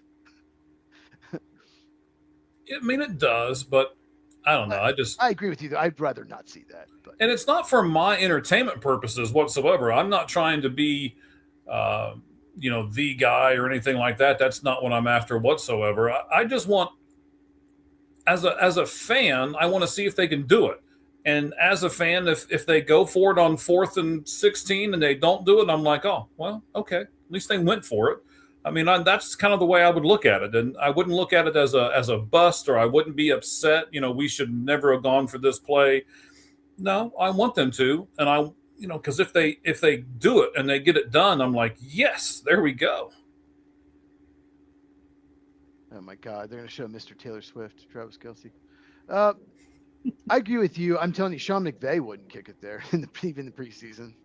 Dan Campbell, he's not kicking that. Even if it's preseason, there's no way Dan Campbell wouldn't kick that in the regular season. There's so many games when the Lions went 15-2 2 years ago.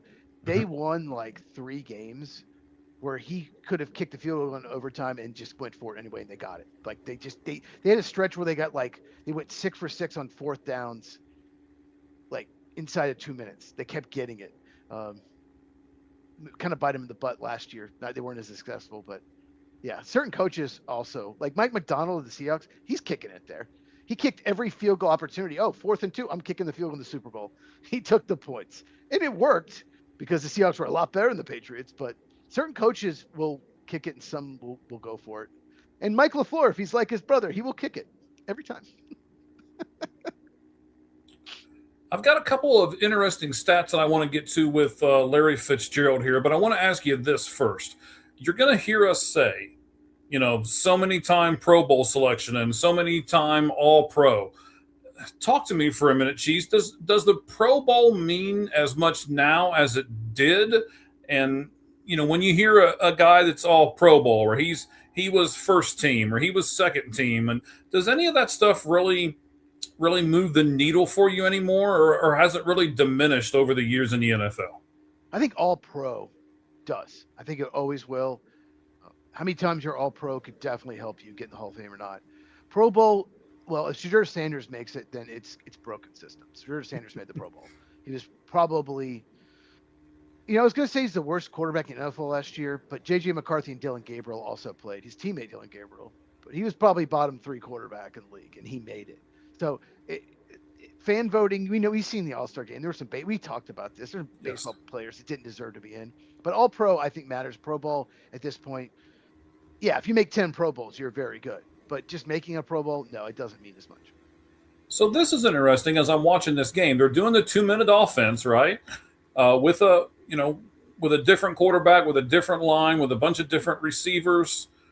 What does this show you as a fan, Cheese, and what is this going to show you as the coaching staff of the Carolina Panthers? What, like the 2-minute drill? Yes. If you can run, obviously they're playing kind of a prevent type thing, but if you can run a 2-minute drill,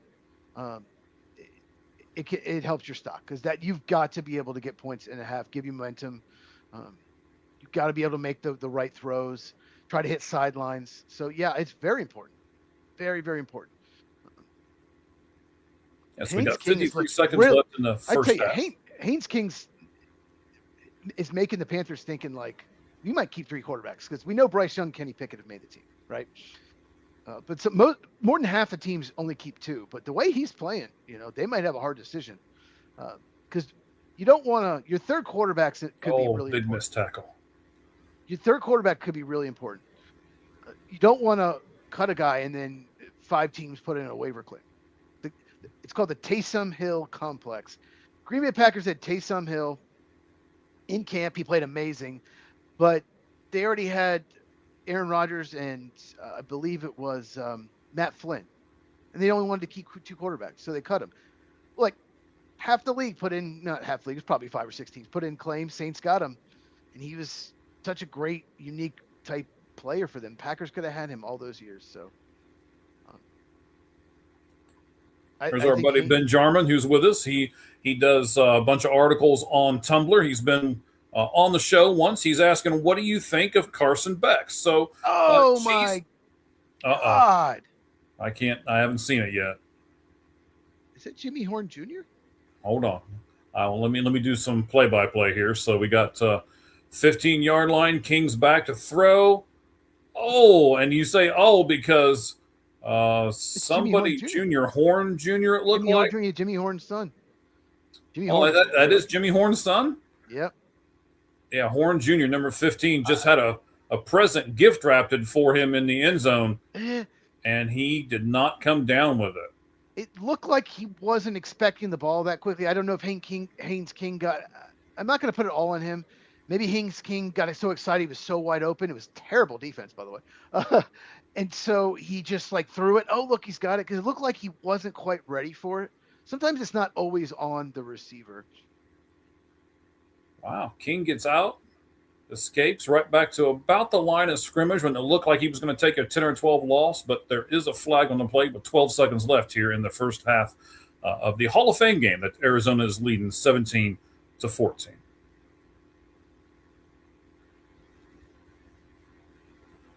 Cheese, if I give you the spot, do you want to be a play-by-play guy or do you want to be the color commentator? Which one do you think you'd be better at Color on commentator. NFL? I'd be a terrible play-by-play guy. Color commentator. Okay, that's good because I'll one of these games that we do, we're not going to do a whole lot of extra topics, and we're gonna see if this works because I'll watch a lot of film here between now and then. We're going to try to do some of these games. More than likely, most of them will be the early games that come on when they are overseas. And by the way, just to throw this out there, thank you, Benjamin. Appreciate the comment. You guys can also comment as well. We'll talk about Carson Beck here a little bit more when the third quarter starts, but he is not going to be in the third or fourth quarter. They've already said that. Carson Beck gets the first 2 quarters, and then I can't remember the guy's name who gets the fourth quarter. Just showing Jeremiah Love highlights. His cuts, his feet, are unbelievable. Like he's just. People aren't supposed to be able to make cuts like that. Like it's not right.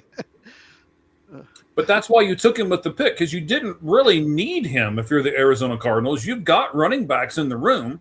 He wasn't a need. He was a luxury, right? I would love to have been in that room with Michael LaFleur and Monty Ossenfort and just hearing why. There were some really good defensive players available. We know this. Yes. They must think he's a top 5 running back right now in the NFL. They must think he's special because of all the positions on the team, you could say they didn't need somebody who's probably running back. Yeah. Because they signed Tyler Algier. They have James Conner. They have Bam Knight. Tyler Algier. Trey Benson. Trey. Oh God, I forgot Trey Benson. Trey Benson. Talk about size and speed. That guy's got a lot of talent. A lot of talent. Tyler Algier, we talk about Josh Sweat. I think more likely they trade Tyler Algier at the end of camp, to be honest with you, for a team that has a running back injury. I think he's more likely to be traded than Sweat. Because really? Tyler Algier he's one of the best 32 running backs in the NFL. I think he might be one of the best 20, but he's behind Bijan Robinson. He's a very good player. And they drafted Jeremiah Love, and they have James Conner. I mean, he's not going to play. He's not going to play. So. Well, he is going to play, but you and I lot. both know that the NFL does 2 running back systems now. There is no workhorse anymore. There is no one running back that gets, 90% of the plays anymore.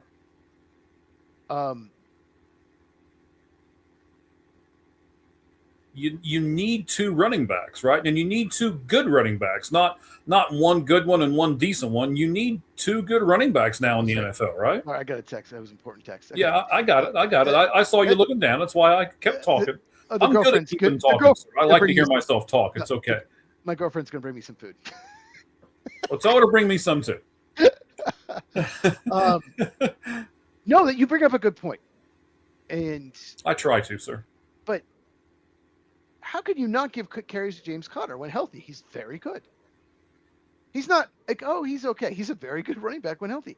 And you just use the 3rd pick on a guy that has to be the guy. You do not use the 3rd overall pick on a running back, and he's not the main guy. I think Jeremiah Love's going to lead them in carries. Would you agree or disagree with that?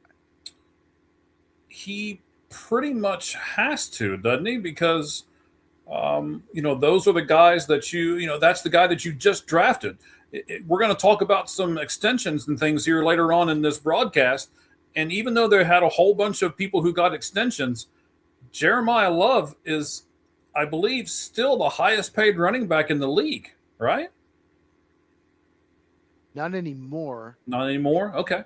I think he was the biggest guaranteed money because his first 4 years are guaranteed. He might still be that. Yeah, I think he is. He's still more guaranteed money, even though he's rookie because he was the 3rd pick.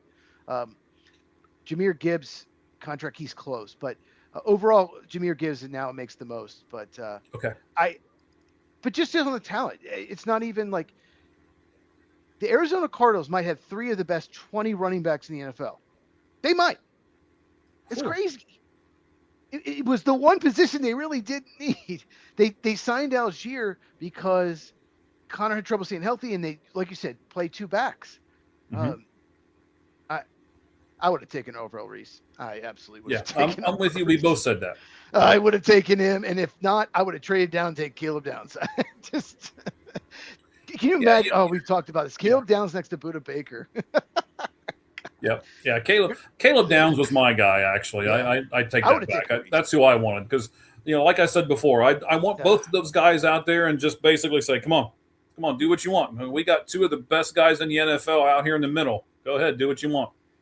Hold on one second. Hold on.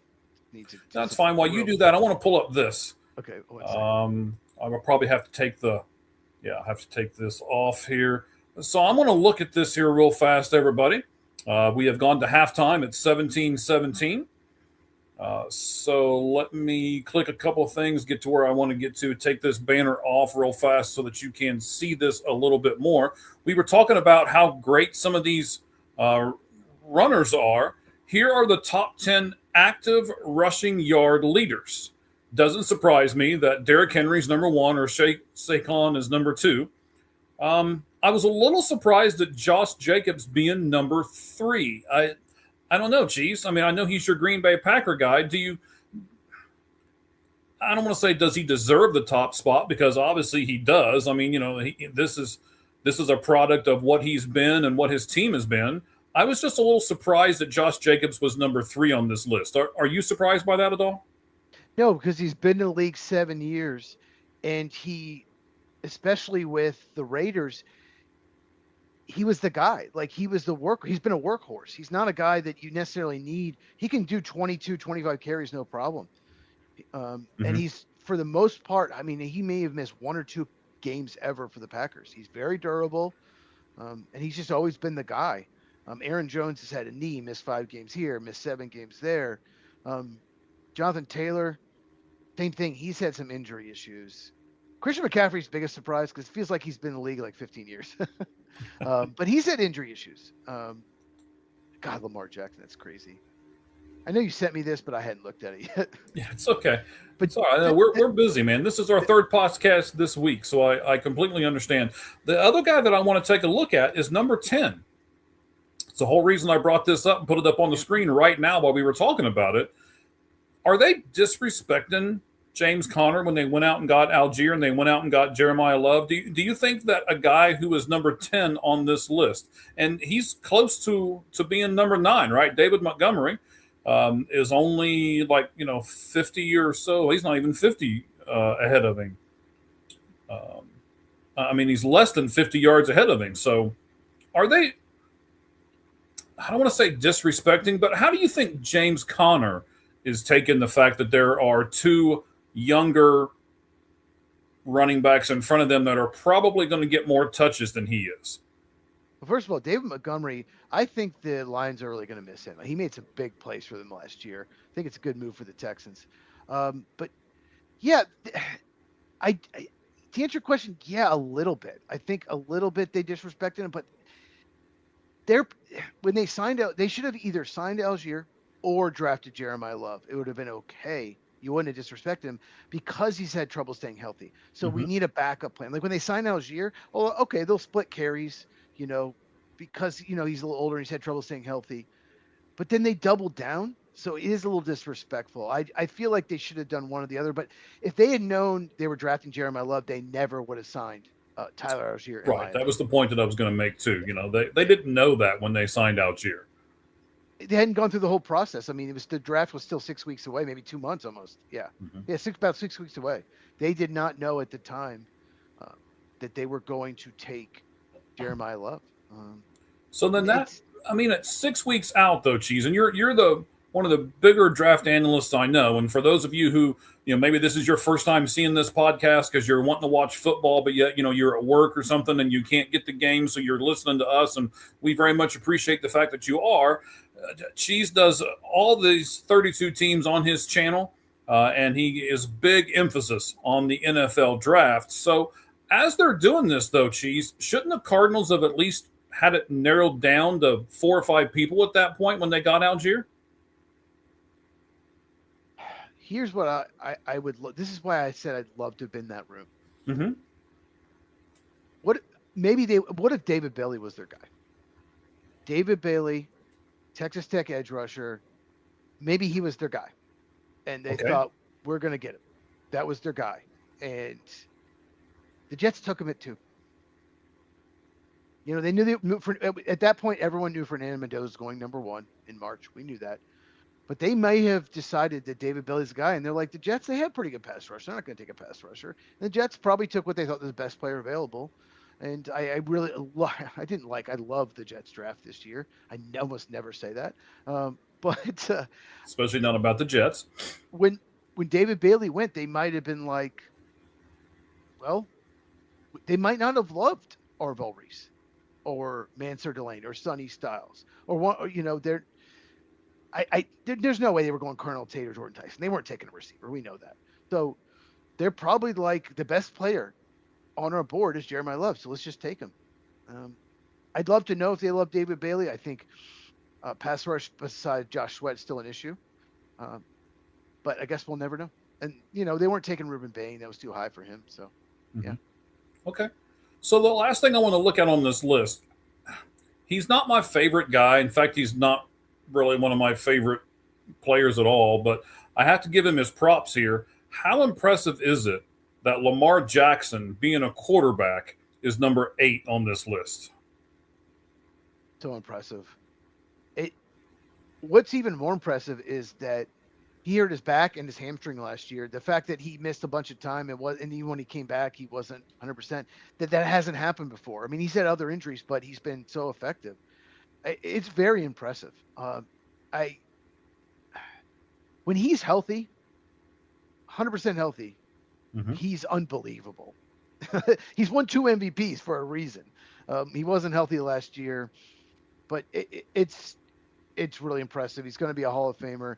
And who knows, he could have 10,000 career rushing yards by the time it's all said and done. That's crazy for a running back. And we know he's going to put up passing numbers too. I wasn't going to do this. I just kind of thought about it as you were saying that Lamar Jackson is a Hall of Famer. Let's look at the 10 people on this list, Cheese. James Conner, Hall of Famer? No, I don't think so. Okay, what about David Montgomery? No, God, no way. Okay, so Lamar is going to be a Hall of Famer, right? Yes. Okay, Alvin Kamara? Lamar, if he can retire tomorrow, he still probably gets in. More questionable, but yeah, he will. Alvin Kamara, no. Christian McCaffrey? Yes. What he did in the receiving game as a running back is so amazing. Jonathan Taylor? To be determined. Okay, Adam Jones? Or Aaron Jones, I'm sorry. Probably not. Wow. He would have to play several more years, but probably not. He's a very good player. He's just. Did you ever think he was one of the best 5 running backs in the NFL? No, I was really surprised he was on this list. I always thought he's been a top 10 back for probably 6 or 7 years in his career.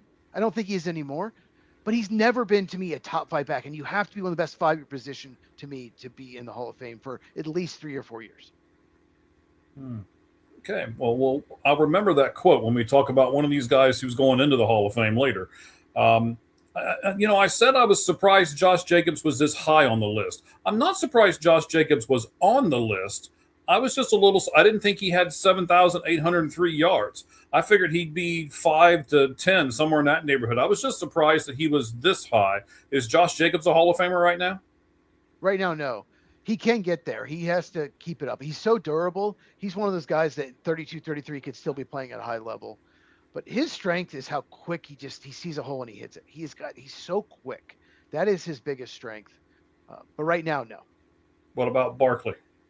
Barkley's on his way. A little concerning last year he wasn't as good. But if he returns to form, has 2 or 3 more good years, yes. And then I think we can everybody on that's watching right now, if any of you say that Derrick Henry's not a Hall of Famer, you need to have a urine test. But here's the point that I'm going to make off of all this, Cheese. Here's the top 10 active rushing leaders, and we only got 2 or 3 Hall of Famers off of this list. What does that say about the running back position and how currently it's done in the NFL?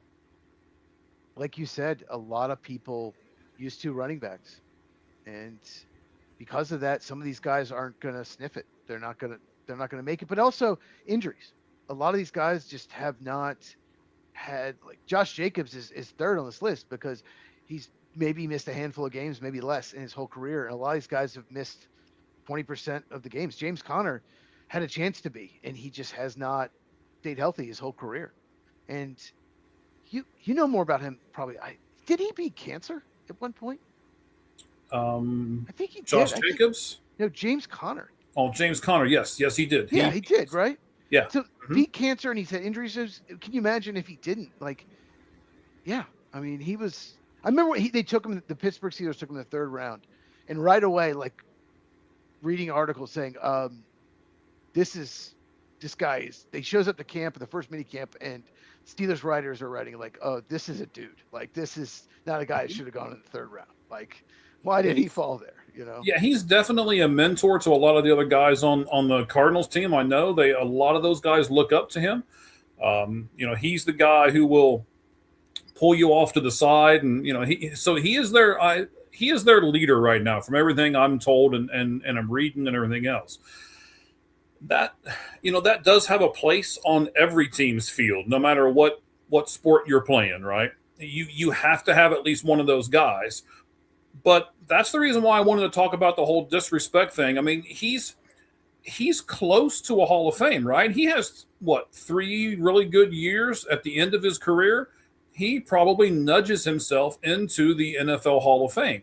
And he's not going to get that on the Arizona Cardinals. So wouldn't you – I mean, he has to know this too, right? I'm sure he knows where his numbers are, and he knows where he's at on this list. And he's got to be pushing to get into the NFL Hall of Fame. And are the Cardinals keeping him from getting in that door and wearing that jacket? With the injury issues, I don't think he'd get it anyway. Even with 3 more years, it'd be tough. If he got 10,000 yards, maybe. But yeah, there's no way with their team right now. There's no way if he spends the next couple of years with the team, he will not get in. No way. Yeah, so I don't know. I guess I'm not trying to be selfish, and I think it speaks more to Connor's character that he's not coming out and going, "Hey, man, I don't want to be a 3rd string guy. Trade me." I have conquered cancer, and I've come back, and I played for the Steelers, and now I'm with the Arizona Cardinals, and I want to. They got Najee Harris over in Pittsburgh, and pretty much no one else at running back. Carson right? Beck is coming out there for the second half, by the way. Oh wow, I like that. I want to see him. I want him to play the whole game. So I was told that we were told kind of through, and I don't want to say I'm like some part of the media here because I'm not, but everything that I had seen and read said he was going to get the first half only. So, but you know what? Maybe they're rewarding him because he's played amazing. He hasn't played good. He's played amazing. He's made some throws that are just like. Can you reward somebody in a preseason game like this? I mean, oh, absolutely. Is that Bam Knight back in there? Looks like it. I would not put him back in there. I'd be mad at him. Be mad at him. Listen at you. Jace Masantis is in there. Interesting. Oh God, they're showing the LaFleur family. Please, God, no. All right, if you're a regular to this, you know what I think of Matt LaFleur. I don't want to talk about Matt LaFleur. We talk about Mike LaFleur, but I don't want to talk about Matt. Okay, so you don't want me to put up that coaching graphic and all that stuff to where they got the top 2 coaches? You can put up whatever you want, Mike. I just don't want to talk about Matt. We'll talk about Mike. Okay. Oh, man. Yeah, I mean, let's talk about some of these guys that are going into the Hall of Fame real quick, okay?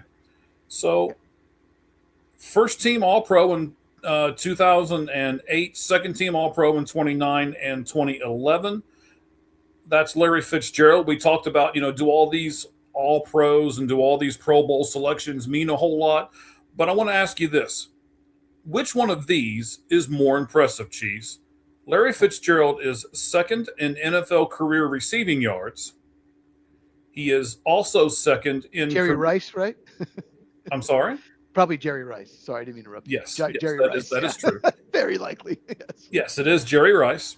Look at the play. I love. They just keep calling play action. I love this. I love this.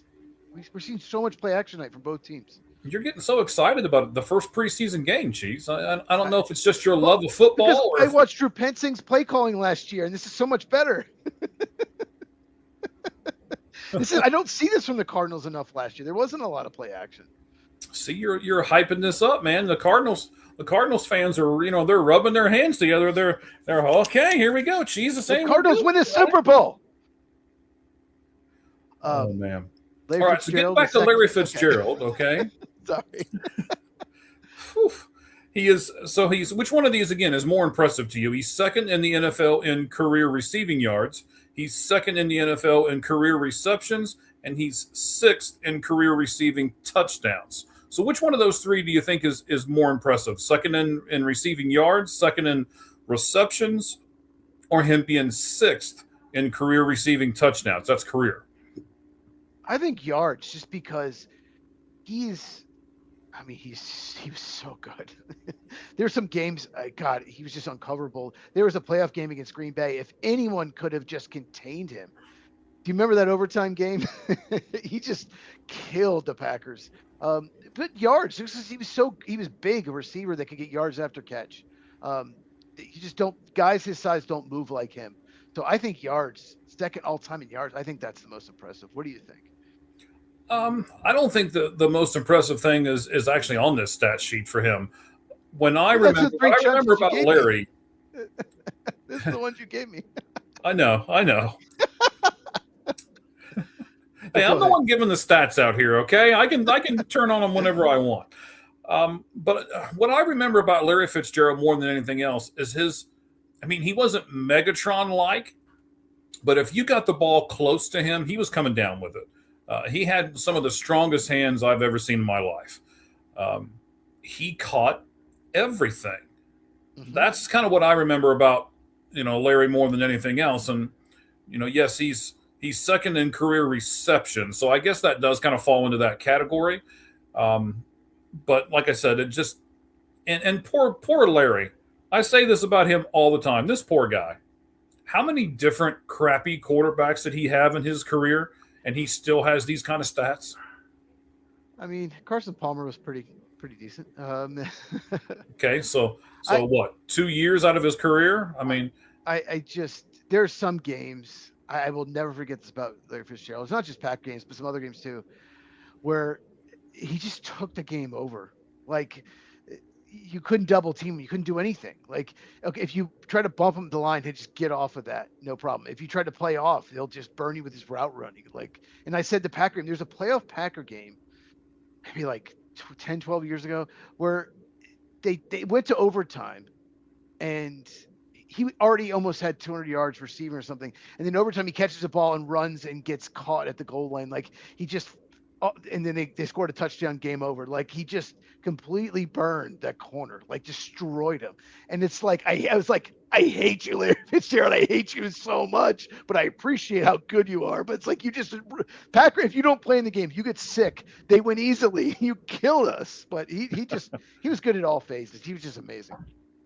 I want to do this real quick for Larry. I know there's a lot of people that are going to have a lot of different stats on him, and I wanted to do something a little bit different because, I'm here in Arizona. I know we got a lot of Arizona Cardinals fans with us right at the moment. Carson Beck, by the way, I keep looking up at the television while I'm looking at these stats and stuff.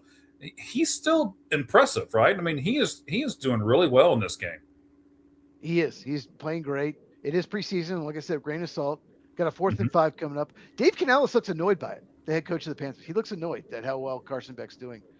Oh my God! Oh my God! That was so cool. Sorry. Okay, that's fine. I haven't seen it yet, so yeah, but you're gonna love this play. Okay, here we go. So Beck back. Oh, he's throwing deep. Nice. That was a nice catch, and he got hammered too. Was he being interfered with? Virgil? Yeah, it's Reggie Virgil. Yeah. The rookie. I really like Reggie Virgil, Texas Tech. He should have been drafted. He dropped it. He dropped it? Yes. Oh. He had it and then dropped it. Replay. Okay. But once again, though, great throw. Yeah, he put it where it needed to be, and Virgil went up to get it. He just simply got it knocked away if you watch the replay. He was being bumped a little as he went up to get it, maybe. But he was a 5th-round pick, and he was not I think he was the second. Yeah, Caleb Douglas, the other Texas Tech receiver, was drafted in the third round by the Dolphins. I liked Reggie Virgil better. I thought his tape was better. I thought he projected NFL. I thought it was a big reach by the Dolphins. And then I thought Reggie Virgil probably should have been more a third rounder and Caleb Douglas fifth rounder. So I thought he came down with it, but I turned and looked at the podcast. I was all excited. It's okay. But once again, ball placement. We talk about ball placement, how important it is. That was really good ball placement. So here's something crazy that I want to do, Cheese. I want to get your again, you are the big draft analyst. I did not tell you I was going to do this, but I had this yesterday, and I saw it, and I'm like, oh, I'm going to ask Cheese about this. Believe it or not, I have Larry Fitzgerald's pre-draft measurables in front of me. Ooh. Yes. So, I don't care about weight, height, arm length's 32 1/8. His hand span is 9 7/8 inches. Okay. Right. Big hands. Yes. 40-yard dash time for Larry Fitzgerald on his pre-draft. 4.47 seconds. That's really good time for someone that big. 20-yard shuttle. 4.27 seconds. Explain to us the 20-yard shuttle and tell me if you like the 4.27 seconds. The shuttle, it's an agility drill. Yes, that is. People have gotten better, as the years gone on. But for someone that size, that's an insane score. Yes. Yeah. So you keep saying someone that size. So he's 6 foot 2 7/8 inches, and he weighs 225. That's what he weighed when all this was going on.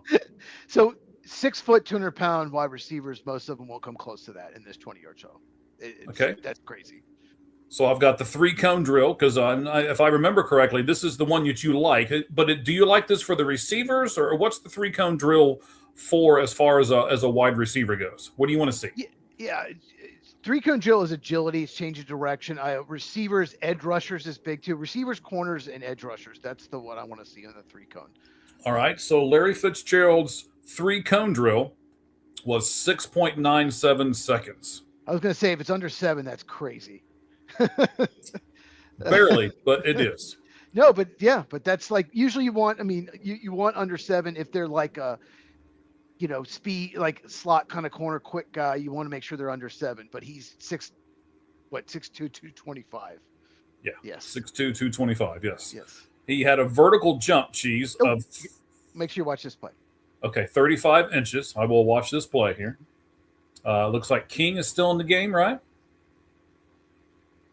Well, no, the Panthers have the ball. For now. Yeah. Oh, nice. I'm so trying they to see, strip it from the running back. He looks like he's hurt. He's holding his right. Newsome. arm. Oh, Newsome is the one. Yeah, that's Anthony Tyus. Newsome stripped it. And then Oliver recovers. Let's see here. They're showing me the replay. I know we're a little bit different here. He just punches the ball out. Nice job. He literally just punches the ball out. But it was the peanut punch. I'm sorry, it was the what? The peanut punch. Charles Peanut Tillman. He invented it, the former Bears defensive back. Trust me, I know. He did it at the Packers quite a bit. Okay, I'll trust you.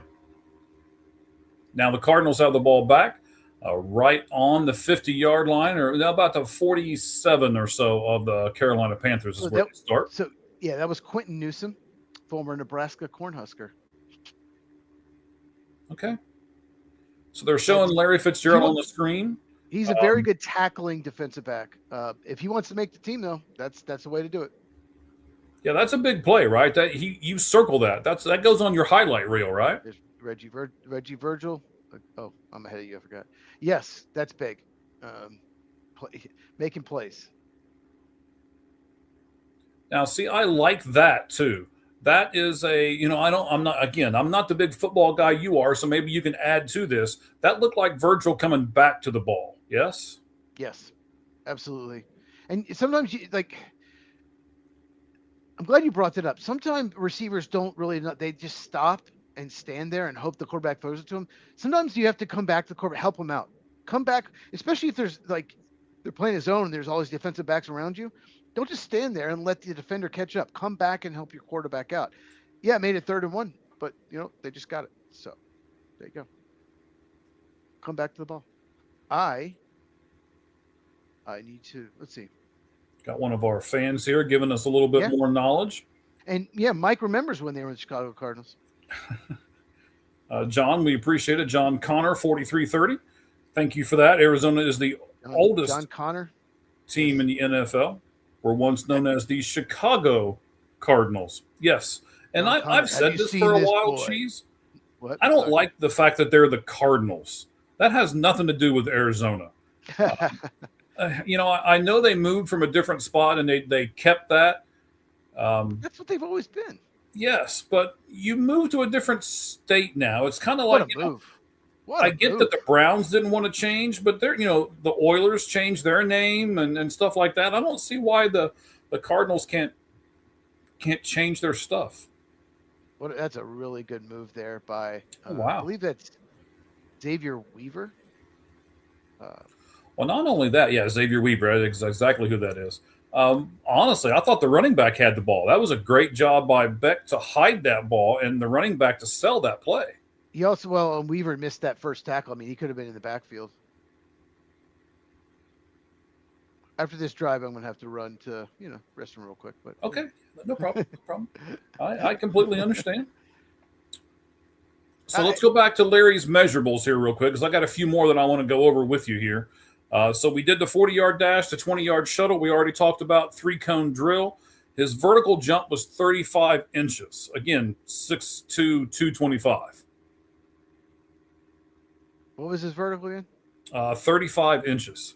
Sorry, Matt Olson may have hit a homer. Oh, it's foul. Okay. So one more time. Sorry.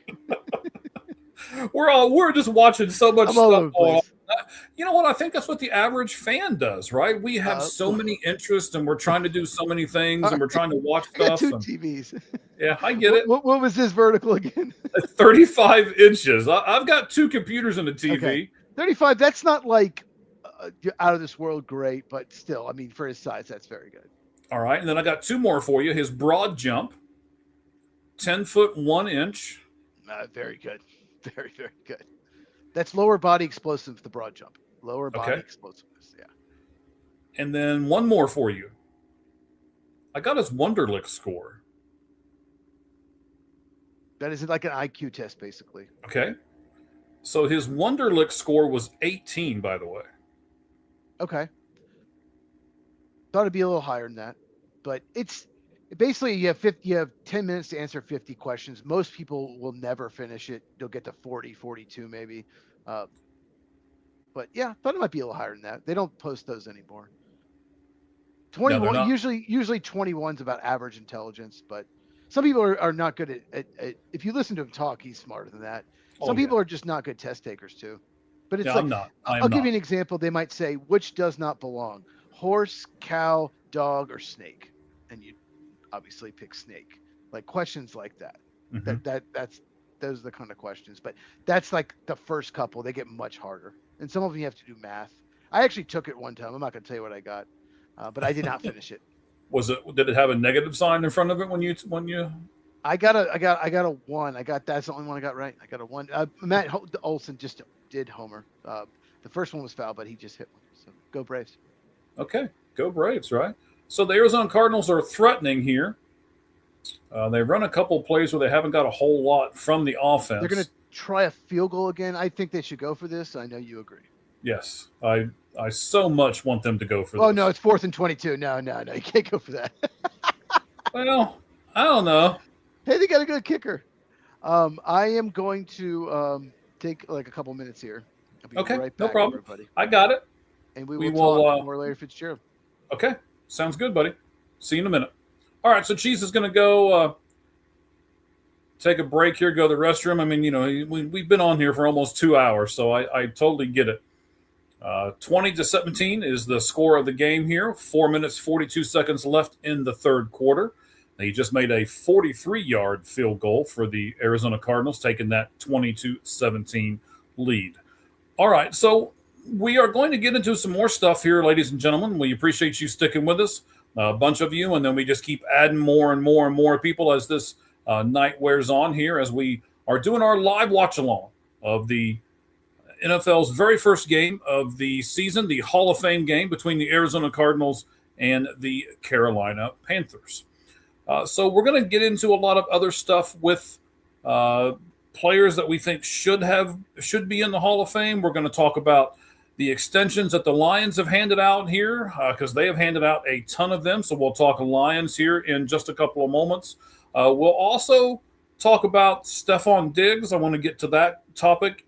And I want to talk about Luke Kuechly. I've got a lot of things to say about Luke Kuechly as well. So I'll wait for Cheese to come back when we talk about Luke Kuechly here. But that'll probably be the next topic that we will get into. So we've already talked about Larry Fitzgerald. We'll talk about Luke Kuechly. I also want to talk about Adam Vinatieri and Drew Brees and the other guys who are in the Hall of Fame this year. We'll talk about all of those guys here in just a moment. So if any of you guys out there have things that you would like to talk about, please just click on the comment section, and you can certainly do that. We will talk to you, answer anything that you put up there, as long as you're talking about the game. And we don't answer the trolls, obviously, but we will answer some of the other things that pop up. And we certainly appreciate you being a part of the show. And we thank you guys very much for being with us here on the Lights Out Sports Podcast. Roger Craig is also, a running back, San Francisco 49ers. He is also going into the Hall of Fame today. So, yeah, a lot of different things here. Let's talk about this part of the Hall of Fame. Let me pull up a picture. It'll be ready for when Cheese comes back. I'll take the banner off the side so all of you can see it a little bit better. We'll know when Cheese comes back on. And I'll ask, who will make the Hall of Fame in 2027? We got some choices up here for you. You guys can comment. We would love to have you comment on it here. Who will make the Hall of Fame in 2027? You got the choices here: Ben Roethlisberger, you've got Adrian Peterson, you got Rob Gronkowski, Cam Newton, Richard Sherman. So you have all of those. What do you got over there? Canes. Oh, she brought you something, huh?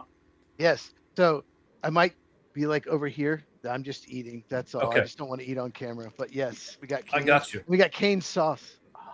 Oh, it is good. The best thing, we're gonna promo Cane's here real quick, but I think the best thing about them is their bread, man. I love the bread. Are you talking about this?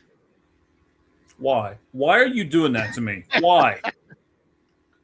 All right, hang on. I'm gonna text Shauna right now. I have to have her bring me some Cane's. And I know you guys are in Texas and I'm in Arizona, but I'm sure she'll figure out a way to do it. I'm a lucky guy. She's the best. All right, so we've already got one person. Thank you very much, Trudy. We'll put that up here. Big Ben. Who will make the 27 Hall of Fame? You got Ben Roethlisberger. You got Adrian Peterson. You got Rob Gronkowski, Cam Newton, Richard Sherman. We'll talk about these guys, and then we'll talk about who we think is eligible for the Hall of Fame and should already be in there. We'll get to those guys here in just a moment, too. So, Cheese, what I want to, I see you chewing, so I'm not going to ask you a ton of stuff right at the moment, but I will ask you this so that we can set this up for everybody. How many players can get into the Hall of Fame per season? Is there a limit? So how does that work as far as how many get to go in, or is it a percentage? How does that work? I thought it was 6, but let me double check. Okay. I'm sorry. Now I'm making you talk and type and eat. So Carolina Panthers there on a 2nd and 7, hand the ball off and do not get back to the line of scrimmage. Or it's close. Between 4 and 9. Okay. Anywhere between 4 and 9. Okay. Okay. So, okay. So of these guys on the screen, you got Ben, you got Adrian, you got Rob, you got Cam, you got Richard. For me personally, I don't think Cam Newton should be in this conversation. I will say Rob Gronkowski, one of the best tight ends in the NFL at the time in which he was in there. I have to say Ben is, as much as I don't like him because I'm a Bengals guy and he plays for those nasty Steelers, I will give him the credit that he deserves and say that he was one of the best quarterbacks of his era. Same thing with Adrian Peterson, one of the better running backs of his era. And as much as I don't necessarily like Sherman off the field, he was pretty good on the field. So can you agree with me? Stop. Can you can you agree with me, Cheese, that Big Ben, Adrian Peterson, Rob Gronkowski, at least those three on this list are surefire Hall of Famers? Can we go that far? I think Ben and Rob Gronkowski, definitely. Okay. Definitely. So you're saying maybe on Peterson? Here's the problem with Peterson. Mm-hmm. He's a terrible receiver, and he refused to pick up the blitz. He was terrible in 2/3 of the aspects of a running back, but he was amazing at running the ball. I do think he'll get in. I think he's a little overrated. I just he didn't want to catch the ball, and he had no interest in picking up a blitz. He's just one of those players that's like he was so good at running the ball that he was protected by the media and by a lot of people at all his flaws. He even like refused. There were games where he was with the Vikings, like they were getting pissed because he wasn't running the route because he didn't think he should have to. Like he did not want to run routes. He did not want to receive it. He just wanted to run the ball. I do think he'll get in, but I would not vote for him, to be honest with you. I'd at least make him wait a year. All right. Belichick did. So, take a bite there of what else you're doing, and then Chicken. That's okay. And then talk to me about Richard Sherman whenever you're done chewing. I mean, I don't know. I kind of feel the same way about Richard Sherman that you do about Adrian Peterson. I don't know if he's what I would call a surefire Hall of Famer. King is 12 for 18 with 110 yards, by the way. Hands off to his running back, Titus the third there, and he gets 2 or 3 yards on the outside before he gets knocked out of bounds. What do you think about Richard Sherman? So one of my criteria is do they play 8 to 10 years? And they were at least like very good in those 8-10 years, but then 3 or 4 years they were elite. And that checks the box for Richard Sherman. Okay. So he checks that box. So yeah, I think he is. I just absolutely despise him. I don't like him on TV. I didn't like him as a player. I just don't like him at all. I hate to admit it, but I think it's possible he might have to wait a year or two because of that, because he's unlikable, because of his attitude, because he just like called out teams and teammates and coaches. Like he rubbed a lot of people the wrong way. But certainly my criteria, he would make it. So then you're kind of describing Luke Kuechly, right? So, Luke Kuechly was dominant, but he was only in the league for 8 years, 118 games. You just said 8 to 10 years. Yeah. I have a little bit of a hard time putting Luke Kuechly into the Hall of Fame because it was only 8 years and only 118 games. I think there's a lot of other people who had a lot longer streaks in the NFL to where they were, I don't want to say they were better than he was, because Luke Kuechly was dominant for some of those years. I'll have more of his stats in a moment. But just looking at, and we're looking at comparisons here, Beck's 15 for 19, while King is 13 for 19. King 118 yards, Beck 188 yards. So while all of that stuff is going on, why is Luke Kuechly a Hall of Famer only playing 8 years in the NFL? Because that's a big knock on him for me. It's very simple. Because he was the best linebacker in the league when he was drafted, and when he retired, he was the best linebacker in the league. He can do everything. He's probably the best coverage linebacker I have ever seen. And he was a great blitzer and great stuff in the run. What? We're not talking about college at this point. We're asking why he's in the NFL. So college has nothing to do with this, right? No, not college. When he came into the NFL, when he was drafted, to when he retired, he was the best linebacker in the NFL for 8 straight years. I said coverage, not college. Coverage. Oh, I'm sorry. Right. Maybe it was the King's chicken that got me there. Yeah. He's the best coverage linebacker I have ever seen. And I've been watching football for over 30 years. And he is also very good at stopping the run and blitz. He's amazing. Like the range he covered when he dropped in coverage, just he was the best linebacker, one of the best linebackers I have ever seen play. That's why, because he was so good. It's like Sterling Sharp. It took him forever, but he finally made it. He should have made it long before. He only played 7 years because of neck injury. But those 7 years, he was one of the best receivers in the NFL. Like, there were some years where he was number 2 to Jerry Rice, like 3 or 4 years in the NFL. So he should be in. But yeah, Luke Kuechly was amazing. He was so good. So let me give you a few Luke Kuechly stats, right? If I'm going to say that I'm kind of wondering about him, let's look at these stats and let's compare everything. So in his career, he had 75 tackles for loss. He had 1,090 total tackles, 18 interceptions, and 7 forced fumbles. This is one of the big things for him, Cheese. I'm not looking at you, so, eat what you want to do, and I'll come back to you in just a second. He came in the league, and he started immediately, as you just mentioned. And when he did so, he won Defensive Rookie of the Year. And the next year, he was the Defensive Player of the Year. He then went on for a dominant stretch of 7-year Pro Bowl run selections. And he was named either first or second team All-Pro for all of those 7 years as well. So he had a dominant 7 years. Can we say yes? Those 7 years were dominant?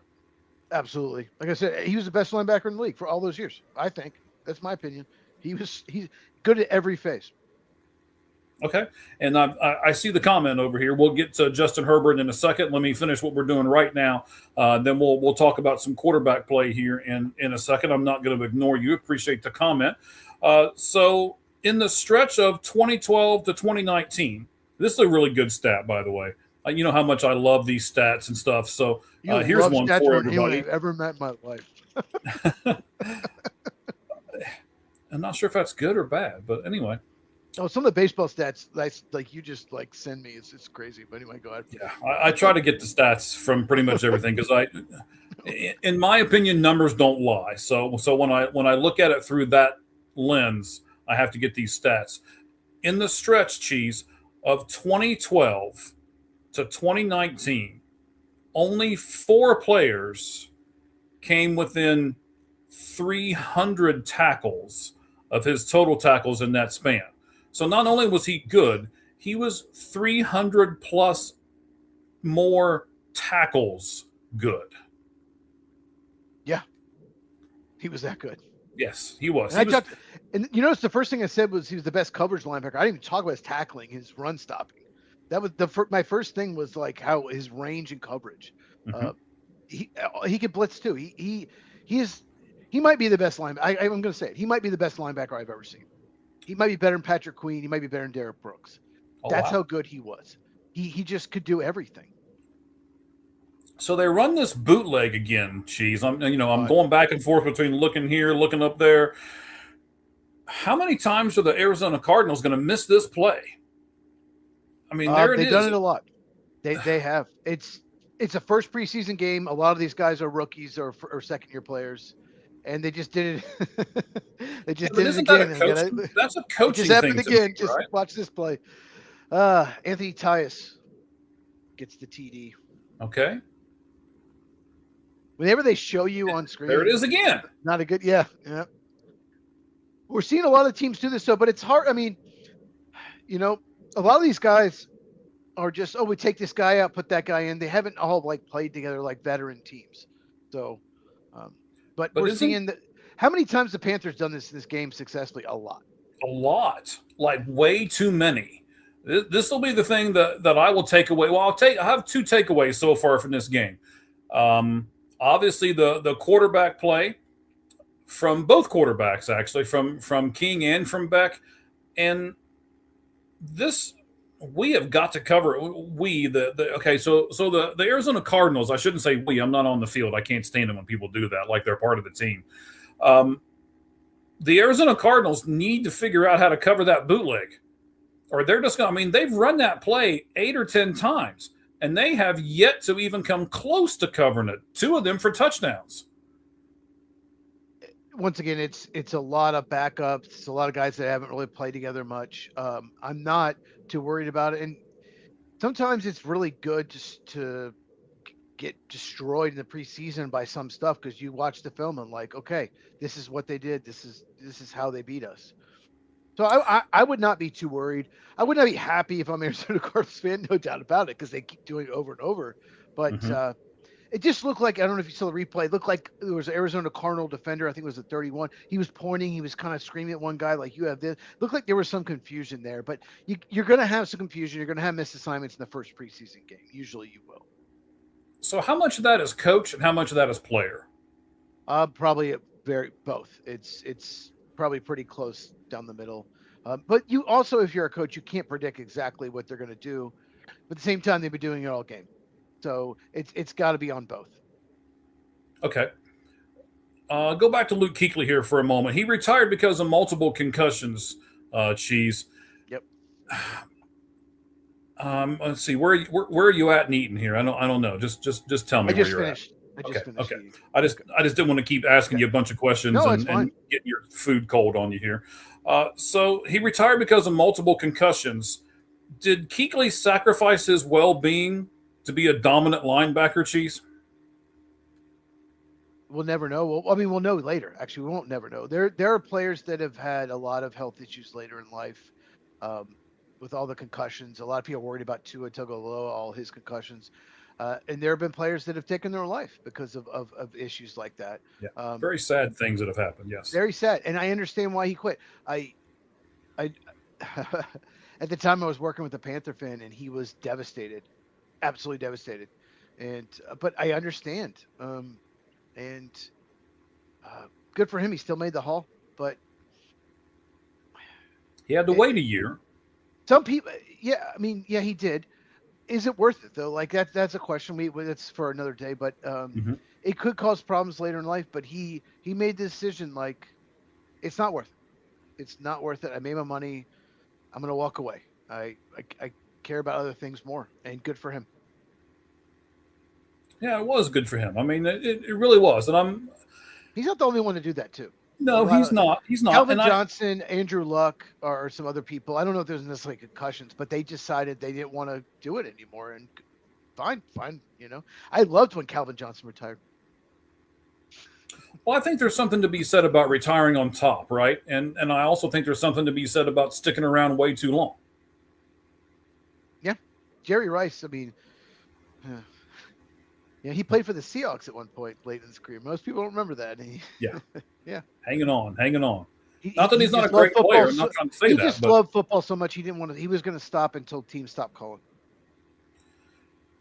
okay, I understand that. But your body is getting beat up. And what are you sacrificing later on in life because of it? That's kind of where I'm going with this question. So And some NFL former players are really suffering later in life, physical or mental issues.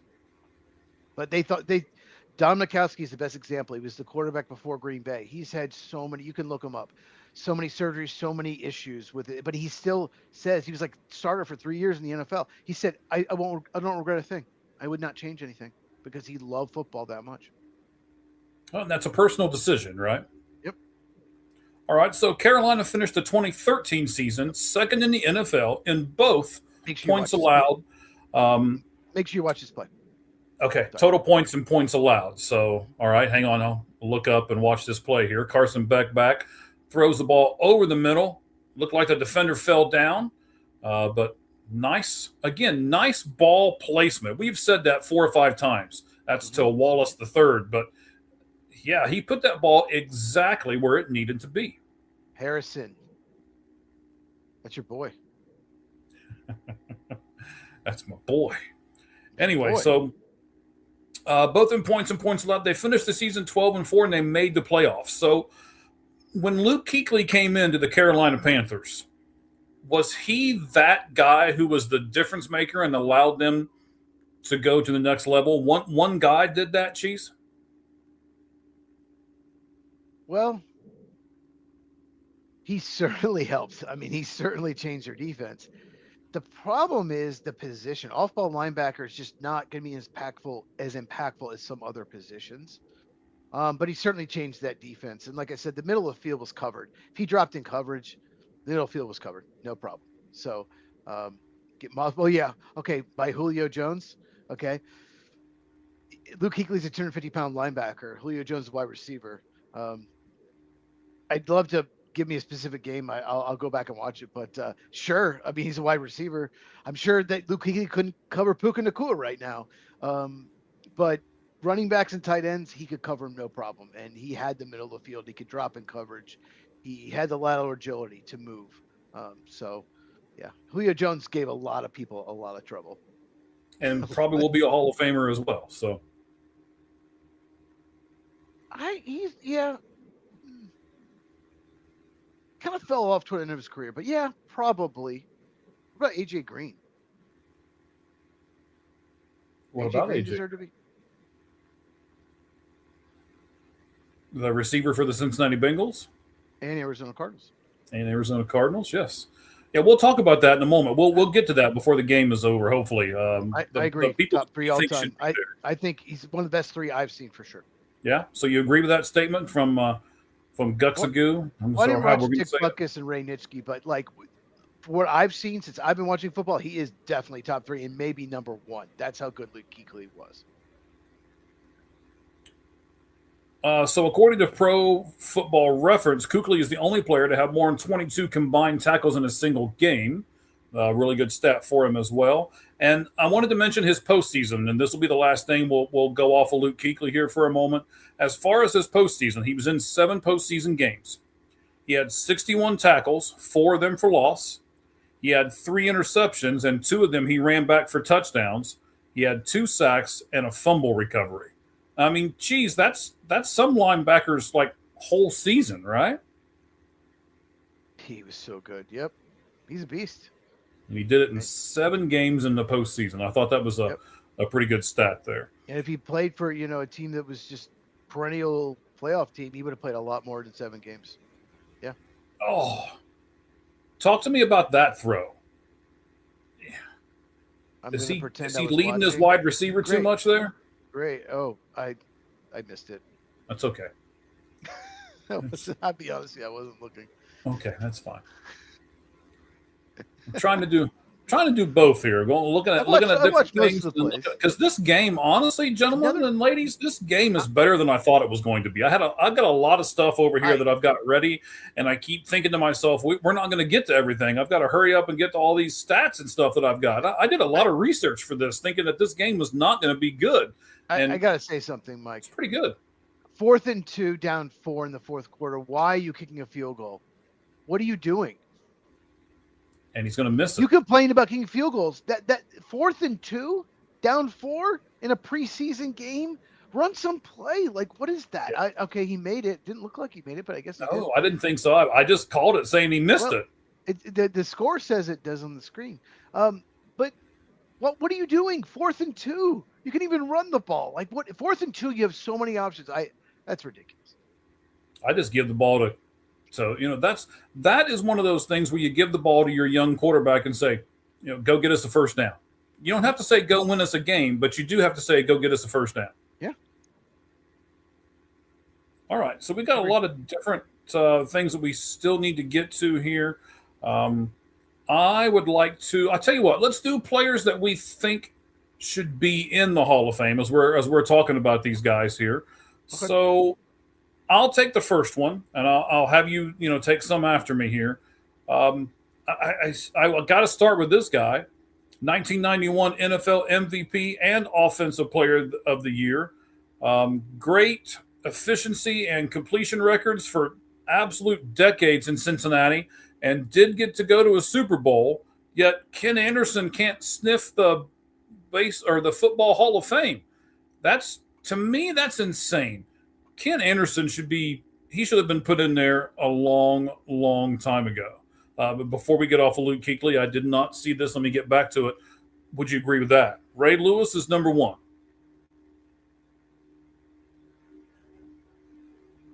I wouldn't put him number 1. See, I'm not going to put him number 1. No, Ray Lewis was very good. Don't get me wrong. He was very good. There's no he was so good at getting out blocks, making tackles. He was underrated in coverage.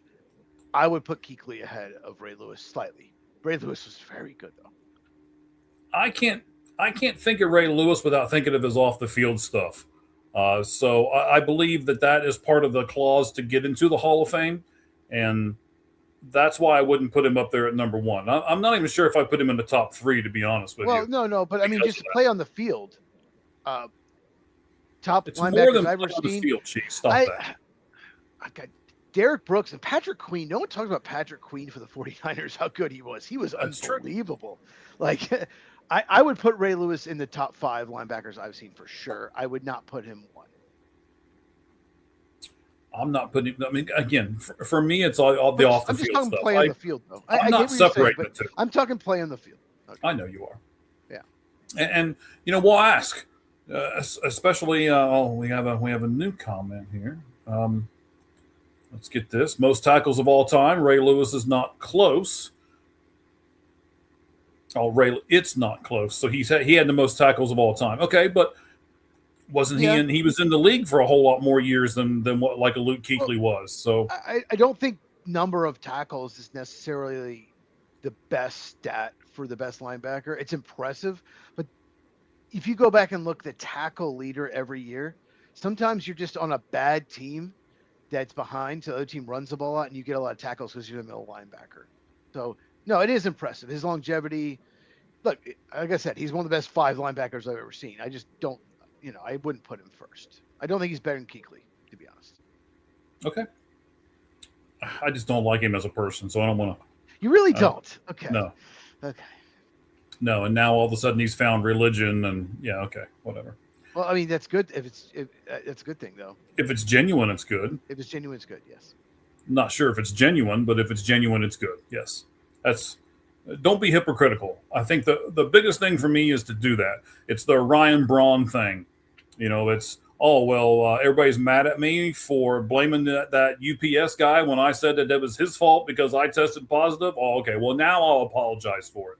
No, that's not a genuine apology. You're just doing it because everybody says you should. There's a special place in hell for someone like Ryan Braun, someone innocent trying to ruin his life. I think I hate Ryan Braun more than any athlete ever. I could talk about how much I despise Ryan Braun and what he did. He's a cheater and got caught and instead tried to ruin other people's lives.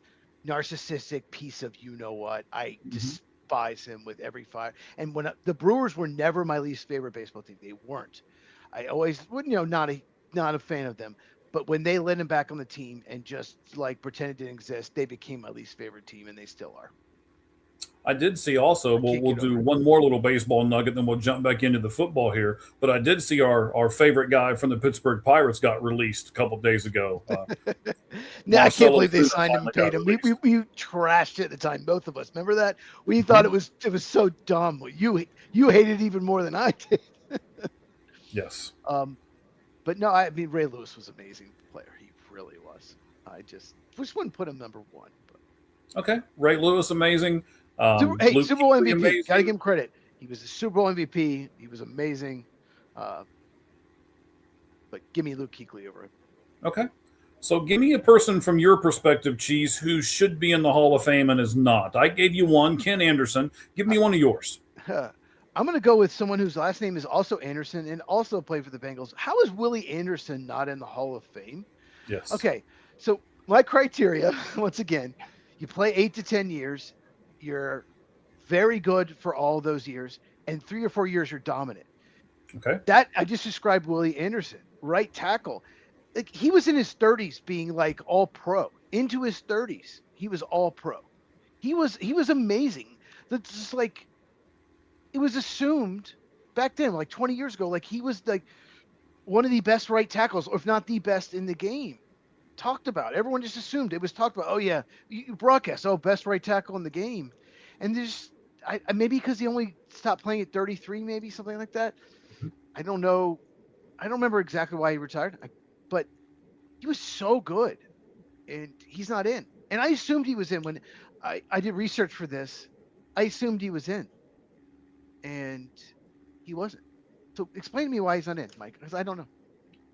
I can't explain to you why he's not in. What you just said, 100% of what's going on there. I mean, I like your criteria. You have to be really good for your entire career, and then you need to have a somewhere in your spot. And I would even say some consecutive years you're really, really good. Ooh. Willie Anderson, really, really good. This play. Ooh.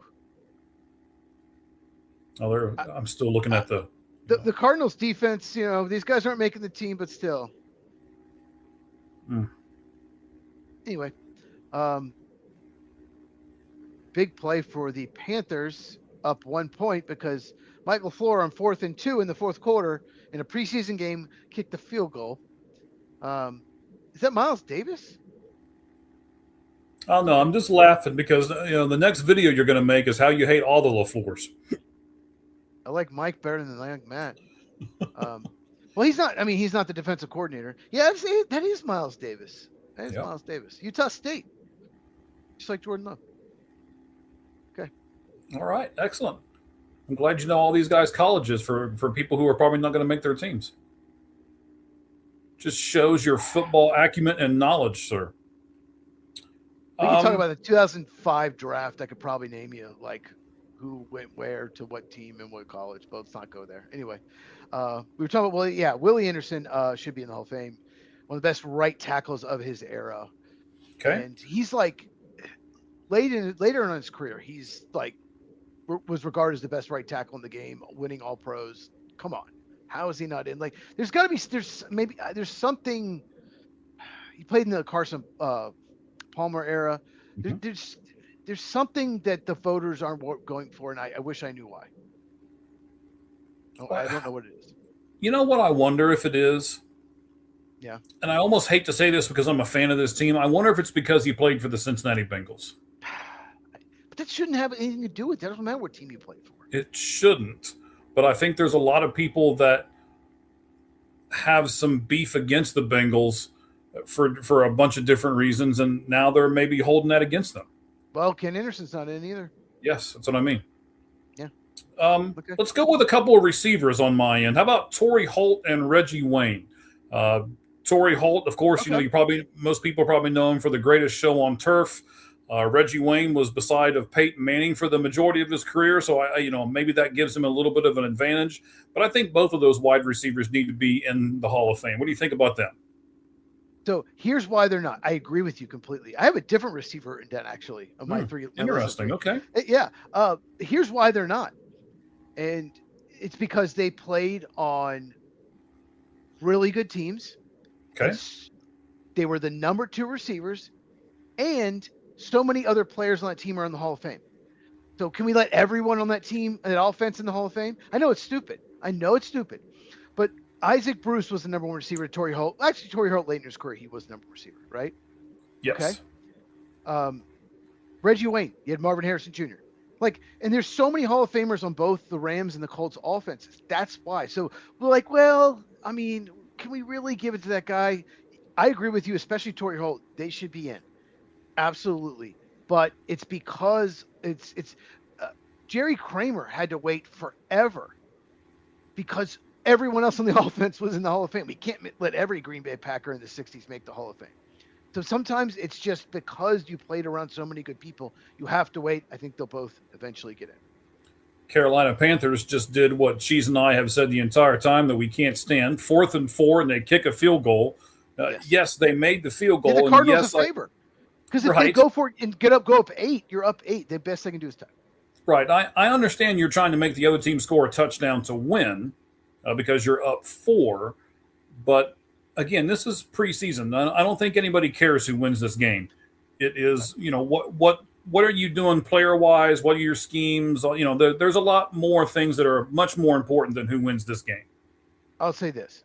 If Dave Canales and Mike LaFleur are this conservative in the preseason, imagine the regular season. Just keep that in mind, Panthers and Cardinals fans. Expect a lot of field goals. Maybe draft these kickers in fantasy. Oh, man. How about a defensive player? I don't think either one of us have talked to any defensive players. I'm going to give you one that I think should be in the Hall of Fame, and then you pick a defensive player, and then we'll jump to a different topic here. How about Terrell Suggs? Okay. Probably, he's a multi-time Pro Bowler, and I know that he maybe wasn't the best guy on that team because, as we talked earlier, Ray Lewis was on that same team. Oh, Reed too. Ed Reed, yep. Yeah. So, because he was kind of the third guy on that team, do you think that's held him back from being in the NFL Hall of Fame? Yes. All right, give me a defensive player that you think should be in the Hall of Fame. Please go ahead. I don't have any defensive players on this list. Oh, okay. Fine, be that way. Well, give me somebody else. No, I'll give you a defensive player. He'll never make it. but he was on his way to a Hall of Fame career. Nick Collins, safety of the Green Bay Packers, he was unbelievable. He had a pick six in the Super Bowl in the 2010 season. He was probably the best free safety in the NFL. His range was incredible. Played about 5 seasons. Hurt his neck, never played again. He was on his way to a Hall of Fame career, but he'll never get in, and it's a shame. That's how good. Kuechly or Patrick Willis? Yeah, I'm gonna let you tackle this one. Patrick Queen, Patrick Willis. What is up with these 49ers? All these linebackers. Fred Warner's a Hall of Famer too. 49ers have a lot of good linebackers. I'll take Kuechly, but Willis was amazing too. But another person on my list of receivers, Steve Smith, Carolina Panthers, who are playing the game. I don't know what this guy has to do. Once again, my criteria: 7, 8 to 10 years, whatever. You're very good. There was a stretch of 3 or 4 years in his middle of his career when he was one of the best receivers in the NFL, and he's so small. Like he was like 5'9", 180, and he still dominated. Like nobody could cover him. He had a stretch in his prime. Maybe because he likes to run his mouth. I mean, he's in the media now. I don't know, but Steve Smith should be in the Hall of Fame. I don't have his stats in front of me, but I go by the eye test. You know this. I love the eye test. That guy was uncoverable at times, so he should be in. That was a bullet, but I don't think that's Carson Beck anymore. But that was a bullet to Virgil, right down the seam, right down the line. That was a good throw. Okay, do you want to know why they're wearing 28 Titans? Yeah, so do I. I was wondering the same thing. I'm looking it up. We don't. All right. So while you look it up, let me get to one of the other subjects I'd like to get to here. Oh, Chris Johnson has ALS. If they're ALS awareness. Okay. Yes. Okay. Yeah, prayers for him and his family and everything going through. ALS. We got to find a cure. Absolutely. They're re-showing that play where does Virgil have controls what they're looking at, I'm sure. You mentioned concussions, but ALS too, Parkinson's disease, Brett Favre has it. Muhammad Ali took hits to the head, like he got it. So yeah, you're putting yourself at risk playing the NFL. But you know that going in. And it doesn't matter. They love football. If you love football, you're going to keep playing. I'm not going to say everybody loves football. Some of them love the money that the football makes for them and their families, and they. Some of it, that's their whole life. Football has always been their whole life since they were 5 years old, and they don't know how to do anything else, so they keep doing it. Okay. But I also know, so my job where I'm at, I figured because, Cheese will tell you I'm old. I'm sure he says it at least once or twice during every podcast, but yeah. I've only got a few more years. I do. I work a ton of overtime right at the moment, and I've only got a few more years, I think, where my body will allow me to do it. So I'm trying to get the most money that I can so that I can prepare myself for retirement. And I think maybe that has something to do with it sometimes with these players as well. So, like I said, I think I get what you're saying about money, but some people just love the game, and some people that's their life. Like they don't know. Football has been all their life. They train 365.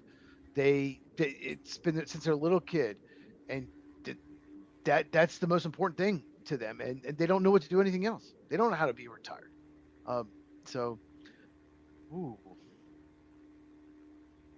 Gooksy Goo, I hope I said that right. You were asking some really good questions. We got to give you some props here. Oh, Mike, I'll let Mike go first. Oh man, don't do that to me. I'll go first. This is one of those things to where I'm a stat guy, I'm a numbers guy, so I don't have Von Miller's numbers in front of me. Using the eye test and what I know about him, especially in his early days when he first came in, he was dominant. When I watched the game, his name and his number got called a lot. So I would say that he had a long career. He was also one of those guys who probably went over his career. Should have retired a couple years before he decided to. But I don't think that necessarily big running play by the Arizona. I was going to make that point. That Super Bowl, Carolina Panther fans hate him. He just destroyed Cam Newton. He was unbelievable. He was. He was in his prime, first 5-6 years of his career. He was great, but here's why I say no. He didn't keep it up. People keep signing him thinking he's going to be good again. I don't know why. He's not the player he used to be. He just wasn't good for he'd be very good long enough for me. But in his prime, he was unbelievable. One of the best pass rushers in the NFL in his prime. Okay. So I'm looking up his stats right now. Von Miller here. He began his career in 2011. Real quick, when they had him and DeMarcus Ware, what could you do? You couldn't double team both. It was a nightmare, and they won a Super Bowl with no offense whatsoever doing that. So, got to give him props for that season. Yeah, so he played for 14 years in the NFL. So far, he's not retired yet. No, not technically. Yeah. Don't believe he is signed for this coming season. I'm trying to find that out real quick here. I don't. I think he's free agent. Yeah, Reggie. I'm really liking this Reggie Virgil. I'm really. It's gonna make. I mentioned him a few times in one of my videos. I'm looking smarter. Oh, look at that movie just put on. Yep. Now, I have to say this, and I know I'm the old man in the room, but there is not a person on this field that should be celebrating after anything. These guys haven't done a darn thing yet. I can't stand it when they do this stuff. They're, oh, look at me. Oh, I've got 5 receptions for 66 yards. Yeah, shut up, rookie. Go to the bench. When you do something decent for a few years, let me know. Then you can like celebrate. You've been there before. Yeah. Yep. Yeah, it gets on my nerves. Yep. Get your first down, hand the ball back to the umpire, go back to the huddle. Yes. All right, so let's talk about someone who is signed for next season. We talked about Von Miller, who was not a really good player. Not sure if we put him in the Hall of Fame or not. Well, that'll be. I'm gonna go with no, but very close. So that might be why he's not retired yet. Maybe he thinks he can come back for another season or two, and that's what he has to do to make the NFL Hall of Fame. Maybe that's what he's thinking. I don't know. Well, let me ask you this. Do you think it hurts his leg? He's just not the player he is anymore. Maybe people will remember the player that's just he hung on too long and he's not that good anymore. It might hurt him. I would agree with you. I think it does hurt him, at least for me. When our criteria is at least 10. Well, for me, I would say 10 years is my criteria, and that's why I kind of went. I don't know about Luke Kuechly, but when you hang on for 14, 15, 16 years, it diminishes those really good years, I think. Yeah, I'm more 7-8 years than 8. Yeah, I get what you're saying, but football's a tough game. First and goal, by the way, for the Cardinals. About 3 minutes ago, down 4. This is really interesting. This is a good game. I mean, I'm trying to get all of our other stats and stuff that we prepared. I want to talk about Stefon Diggs before we go off the air. That'll be the next thing we talk about. They called timeout. Perfect time. Let's go. Okay, so Stefon Diggs, the guy who is going to be signed for next season, went to the Washington Commanders, a 1-year, $12 million deal. Cheese first. Is that price tag worth having Stefon Diggs? The way you phrased that question, I was expecting a different question. I think, they need another receiver. And for his production, that's probably a pretty good value. Is it worth it? I don't know. He has been traded a couple times. We're talking about one of the most productive receivers in the last decade in the NFL. He almost always produces, and he keeps getting traded. So clearly teams want him out of the locker room. But Washington need a receiver, and I think it's a good fit, and I think it's a huge need. So it makes a ton of sense. Yeah, so I don't have I can get them real quick here. I did a poll question. I forgot all about that. I'll look it up. You look up the poll question for us? Yeah, okay. Because I voted. Oh. So I'm sure it's yeah. I never vote on my own poll questions, so I think that's a little. I don't think you're allowed to. Let me see. if I So can find it. let's set it up here. So Diggs has been in the league for 11 years. Cardinals haven't scored quite yet. 7 of them producing at least 1,000 yards. 5 of the seasons he's gotten over 100 receptions. 2 of them he's got double-digit touchdowns. In fact, he only has 74 career touchdowns. But he has 0 fumbles in his career, which I thought was interesting. 0 fumbles in his career is pretty big here. So I said this is the poll question. Knowing all of that stuff, which word best describes him?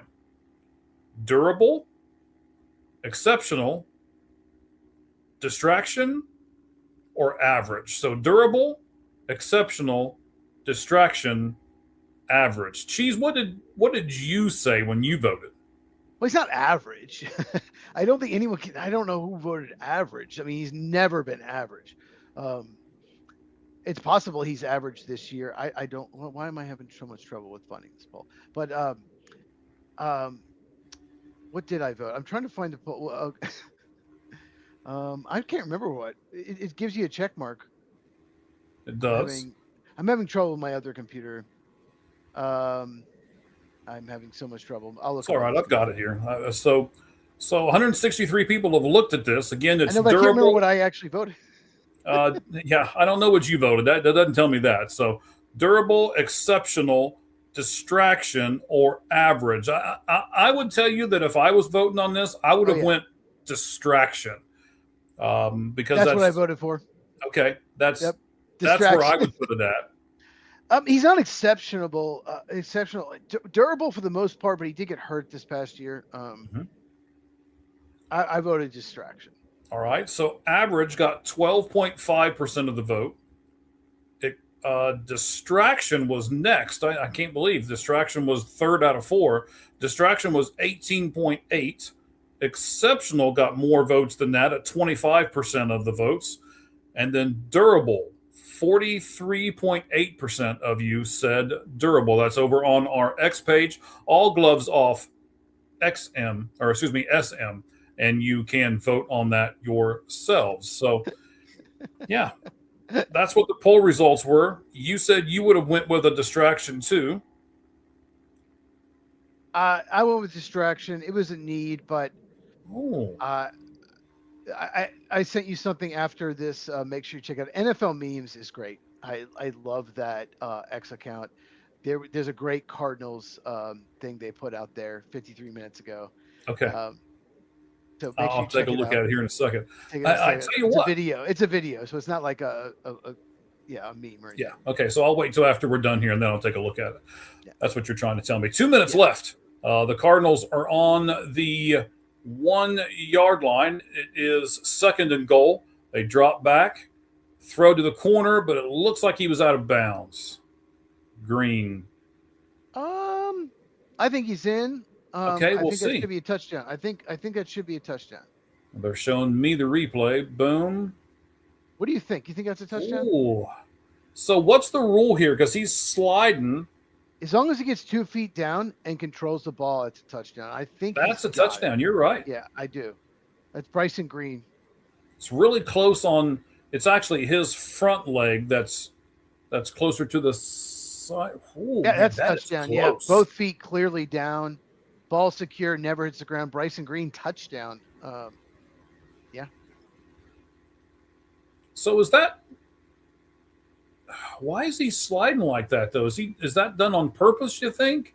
Well, I mean, look, he got his feet down. I think it's really good job by Bryson Green. He got his feet down. He went down, got the ball. He made sure to get the body down. That's what I tell you to do. Get every body part, a knee, 2 feet, whatever. One knee counts as 2 feet. Get everything on the ground and catch it. I think, former Wisconsin Badger, Bryson Green. Okay, so again, that's good ball placement. We've talked about this all night long. Low and away where the defender can't break it up, where he can't intercept it, and your receiver gets it and makes a play. Carson Beck's been amazing.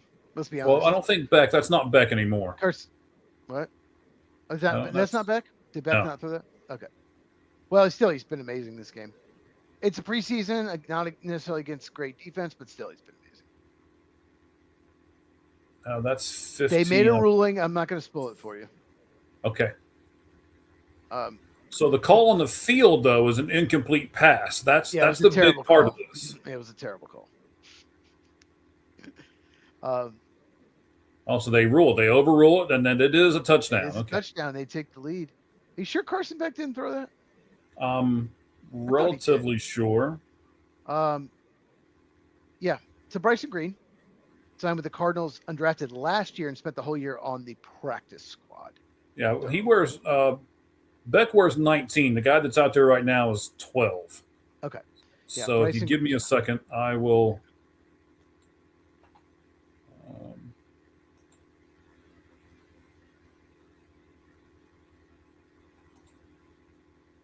Tell you who threw that pass. I'm watching to make sure they get the extra point here. 29-27 right now, pending extra point.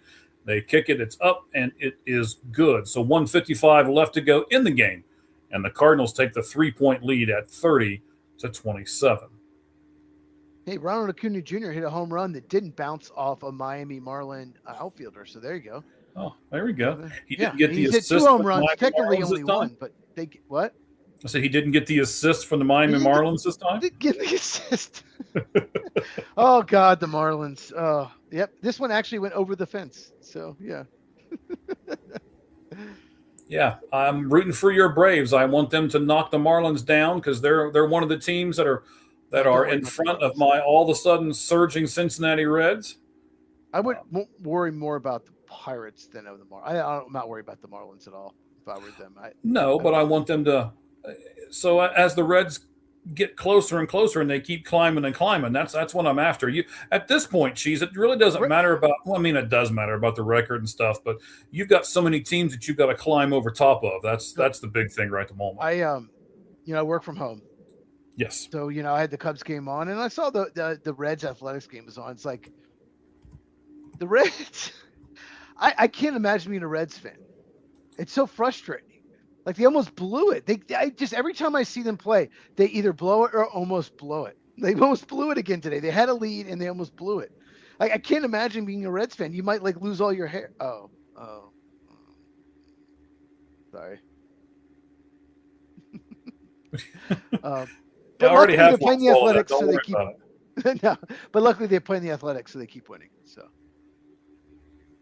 Okay, I like this 2-minute drill preseason game. We don't want to see 27-6 preseason games. It's 30-27 2-minute drill. I believe Haynes King is still in there. This is what we want to see. This has been a very entertaining game, back and forth. It really has been. A lot of motion, a lot of play action, some deep shots, especially by the Cardinals. We like this. This is what we want. It was not. I don't. Maybe that was a throwaway. Oh, it's right. I'm ahead. I don't know what that was, but that was nowhere near. But good pressure by the Cardinals.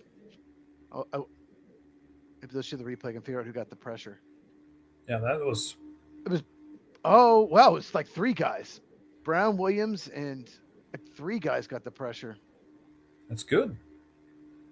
So I want to, man, you gave him props earlier, or her. I don't know what sex this person is.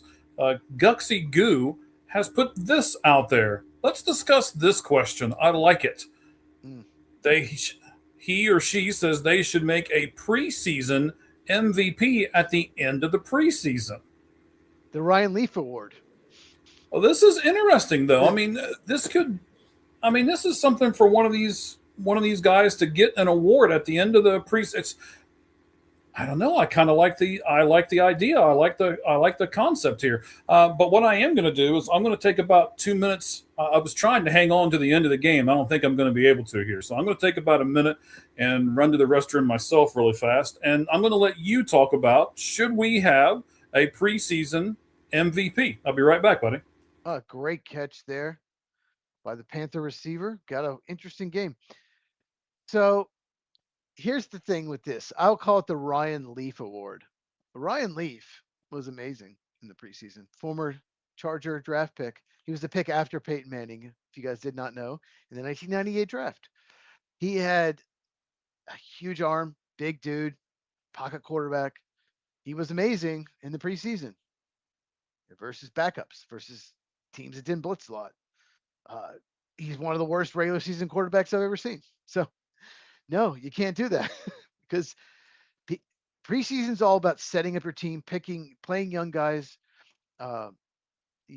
setting up for the regular season. Play calling's very simple. There are a lot of players that can succeed, in preseason that will never succeed in the NFL. So no,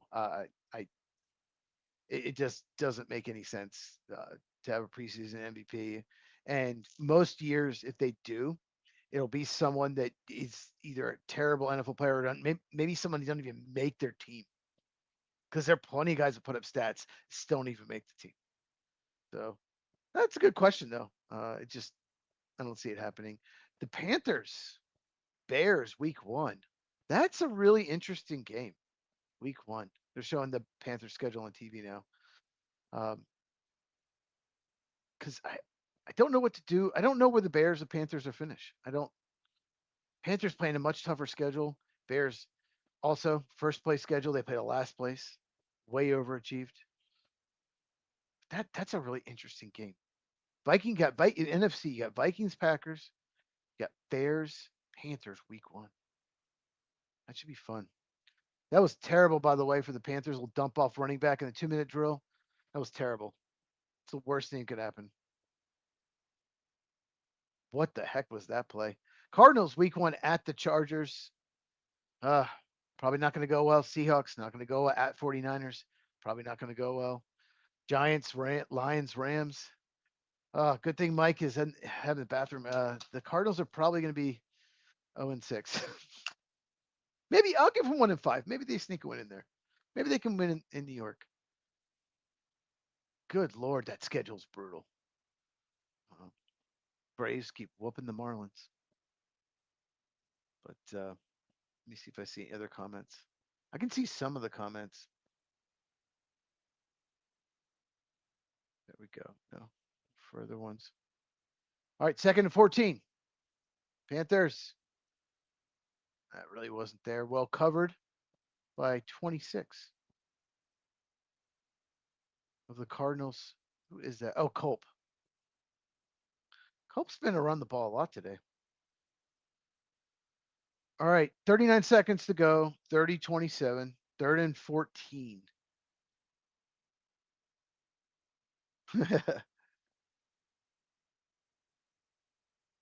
All right.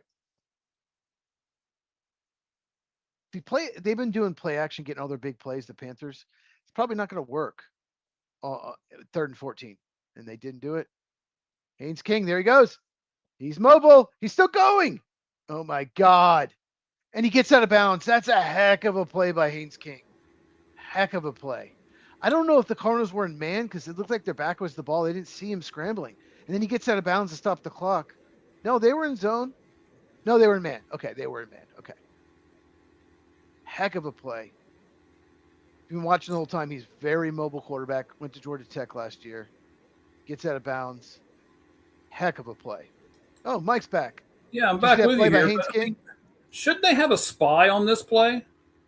Well, they're playing in man, so their back was to the ball. Why are they in man on 3rd and 14? You should be in zone and take the dink and dunks. Like, what are you doing?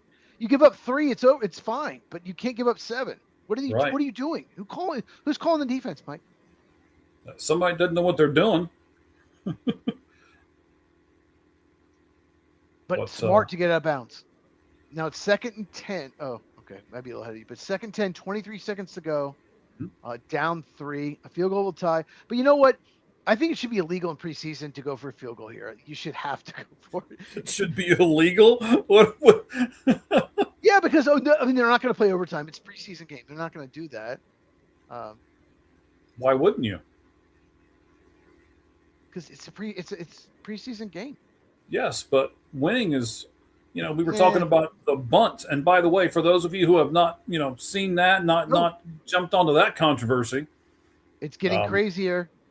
Is it? Watch this play. Okay. All right. I'm going to watch. 10. So you got King. He's back. They're on. There's no timeouts left. You have to hurry.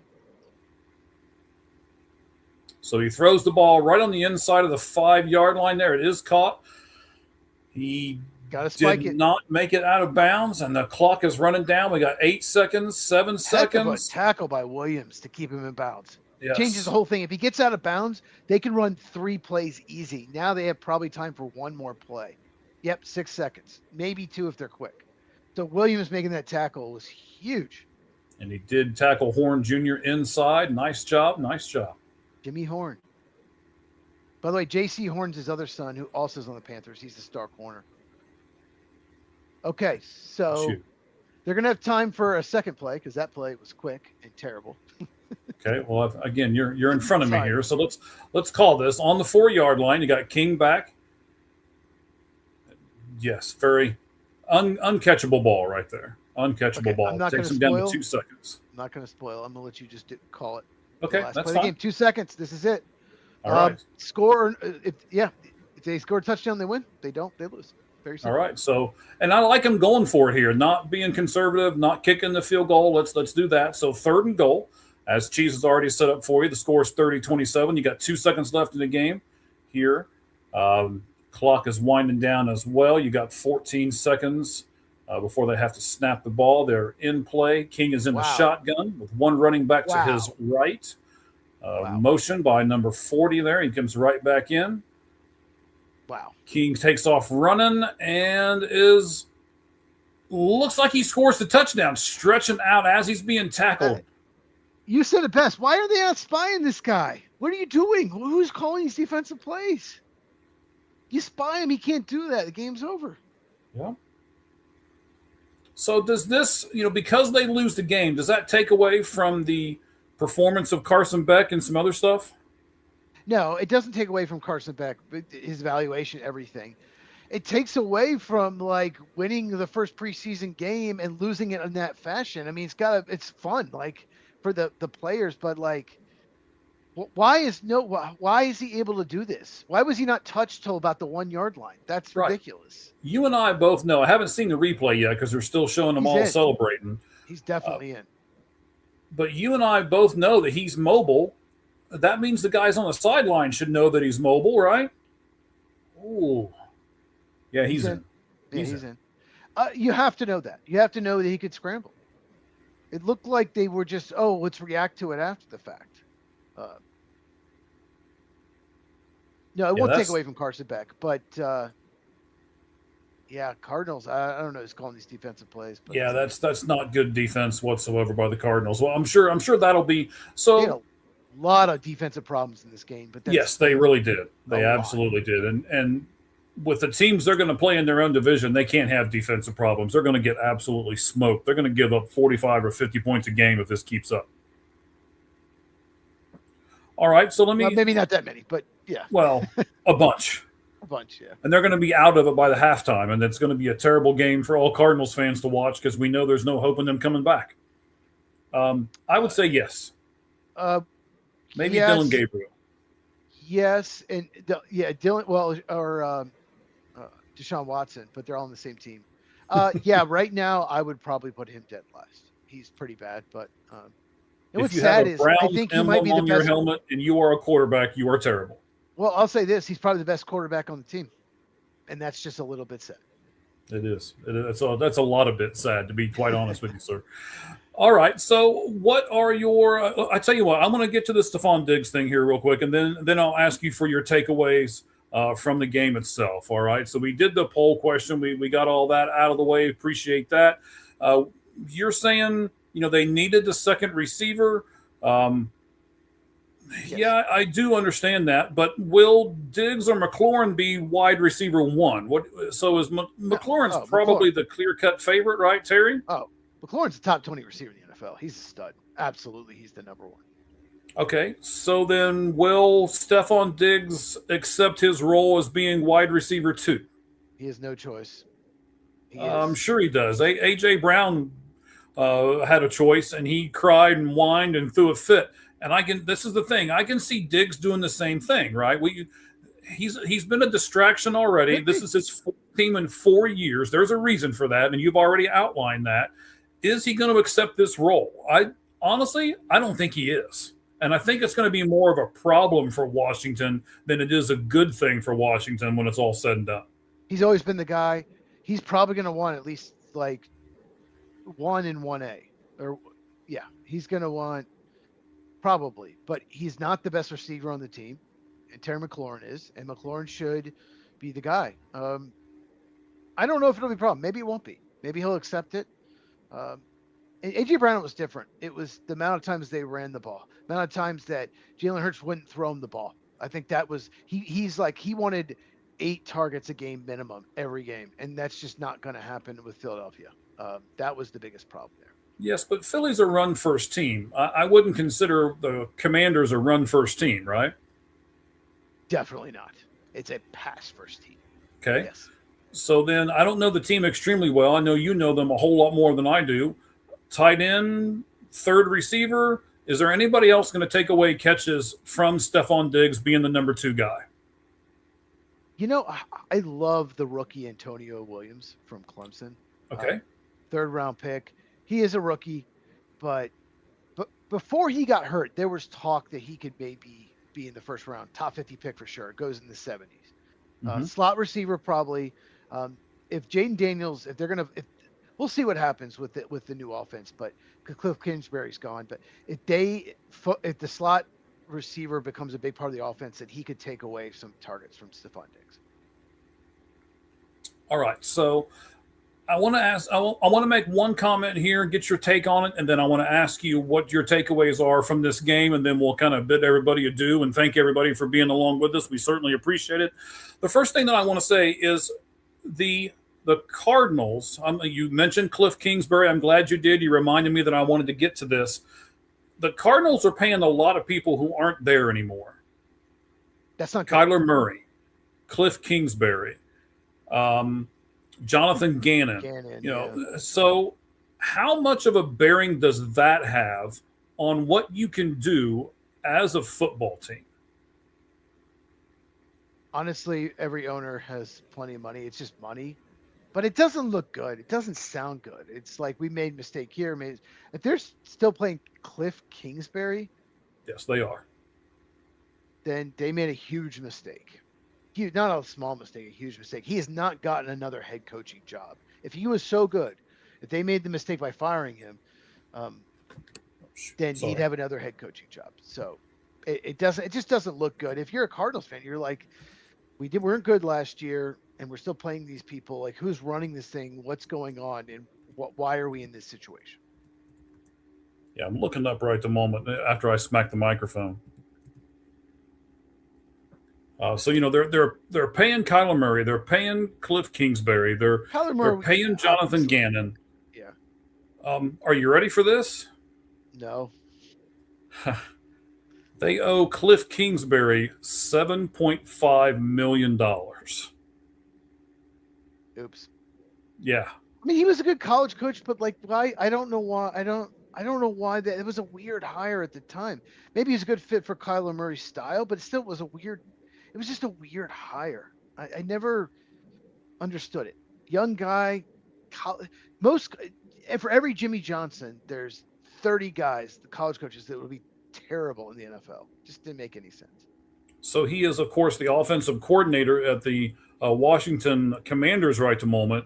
The Washington Commanders pay him $6 million this year, and the Arizona Cardinals will pay him $7.5 million this year. Okay, I could have sworn he left. Okay. No, he did. He did. David Blau is now the offensive coordinator. He left. Is he? I think he's with the Rams as like some kind of consultant or passing game coordinator or something like that. Yeah. David Blau was the new. Yeah, it just didn't. There was a philosophy difference. He and Dan Quinn, they wanted to change. Yeah, but. And there was also a rumor that he wanted Caleb Williams and not Jaden Daniels before the draft. Now they couldn't get him because Caleb went first, and he coached Caleb at USC. There was that rumor. It's just kind of a mess there. But I guess what I'm so let me ask you this then before we're going to go back to this game here in just a second. We'll wrap everything up as we keep. Believe it or not, we keep adding people to our stream right at the moment, and we thank you guys very much. We're well up over 50 now, so thank you guys for being with us live. Shouldn't you go out and hire an established coach instead of having to hire all of these this is the new guy, and this guy is gonna send us to the promised land. So they've done it with Kingsbury. They did it with Gannon. Now they're doing it with LaFleur. Why don't you just hire an established coach and be done? So you wanted Matt Nagy? No, I don't want Matt Nagy, but I mean, I want somebody with some experience. I don't necessarily like you. Didn't you learn the first 2 times? Because you've done it again. But you've hired the next new thing. Or is it just them being cheap? But you don't. But retread coaches, a lot of times, they're bad too. Recently, in recent years, a lot of them have turned out to be pretty good. The retread coach coming back a little bit, maybe learn from your mistakes. But also, a lot of really good coaches were hot young coordinators, like Andy Reid, like Sean McVay. They were the hot young guys. So, it just depends who's out there. Like I wanted Mike McDaniel. I want Mike McDaniel too. I want Packers to fire Matt LaFleur now and hire Mike McDaniel. Absolutely. It just depends. It depends who's out there, and I would prefer to hire the up and coming coordinator if it was me. Someone in the 38 to 45 years old, maybe something like that. But if there's a good retread coach, then yeah, go for it. If there's Mike Vrabel's available, yeah, you go for it. Yeah, someone like that. But that's not always going to be the case. So I get what you're saying, but it's got to be the right retread coach. You don't want the wrong one. All right, so let's do 1, 2, and 3. What's your first takeaway? What's your main takeaway from this game tonight? The main takeaway was everyone was doing play action rollouts, especially the Panthers. That's what everyone was calling it. I think it's a simple play. You're not going to show everything. Everyone runs that kind of play. So everyone was doing that, and both defenses really struggled with it, especially the Cardinals. Yes. And I'll say this. I got to give Mike LaFleur some credit. Early on, it looked like it was very conservative play calling, like his brother. Then he opened it up. He took some shots, and I think Carson Beck's ball placement was outstanding. All right. So you gave me like 4 things that you liked about the game, but that's okay. I think my first takeaway from this game might be different than a lot of other people's takeaway from this game, but I'm surprised how good this game was for game number 1, for the Hall of Fame game, for 2 teams that I don't really have big expectations for either of these 2 teams, especially not the Arizona Cardinals. This was an entertaining game. That's my first takeaway. My second takeaway is Mike LaFleur on 4th and 2 at the 17 kicked a field goal and then just lost the game. Yes. By 3. So just saying that. Well, I would say that the play calling is going to be a little further down for me. The defense, the Arizona Cardinals defense, has to be better. And when they keep running the same play, that bootleg play, when they run the same play over and over and over and over again, shouldn't somebody sit down with them on the sidelines and be like, look, we look stupid. This guy is your guy and this guy is your guy. And I mean, that's coaching to me more than it is player. If 7 or 8 guys bite on the running play, how many times do 7 or 8 guys make the tackle? You can't all bite on the running play. You got to stay disciplined. So, especially the defensive backs, like, what are the chances you actually make the tackle? So, yeah, I mean, like I said, a lot of these guys, especially in the second half, aren't going to make the team. But it looks like beat the new boss, same as the old boss when it comes to Arizona Cardinals defense. One of the things that new coach Mike LaFleur said that he was going to make sure that he did was everything was going to run smooth. Like clock management was going to be there. Decision making was going to be there. That's something that he said, hey, I can control. I can make sure everything runs good, and I'm going to do that. Overall, Cheese, besides, I'm going to criticize it until they play another game. That field goal was a terrible call. Do you think that everything seemed to flow? Did you have a problem with any of the other play calls? Did we get time management issues or anything like that? I don't think Arizona Cardinals were ever in a situation where there could be a time management issue. I think the Panthers were the ones had the ball late in both halves. So I didn't see any of that. Time management issues, that's his brother is just, okay, I'm not going to get there. It's terrible at that. But no, I like the play calling. I like he started opening up in the second quarter. That's what we want to see. How's Carson Beck's arm? How accurate he's downfield? looked pretty good. So, no, I think he handled it well, and I think you have to be encouraged if you're a Cardinal fan about Carson Beck. You gotta, at the same time, can't be like, we found our quarterback. It's preseason, but just like I said, he played amazing. And even if it's against a bad opponent, he still played amazing. He didn't play bad, and that's what you don't want to see. You don't want to see he play bad. Then you start to worry. Most teams only carry 2 quarterbacks, 1 starter, 1 backup. Do you think because of this game, both the Panthers and the Cardinals will carry 3 quarterbacks, Carson Beck being the third one for the Cardinals and King being the third back for the Panthers? I think the Cardinals for sure will carry 3, assuming they don't maybe like trade Gardner Minshew to somebody. Maybe I think that's possible if someone's desperate for a backup, maybe. But otherwise, if they'll keep all 3. The Panthers, I mean, Haynes King played really well. I'm not ready to say they'll keep 3 yet. I'm not ready to say that.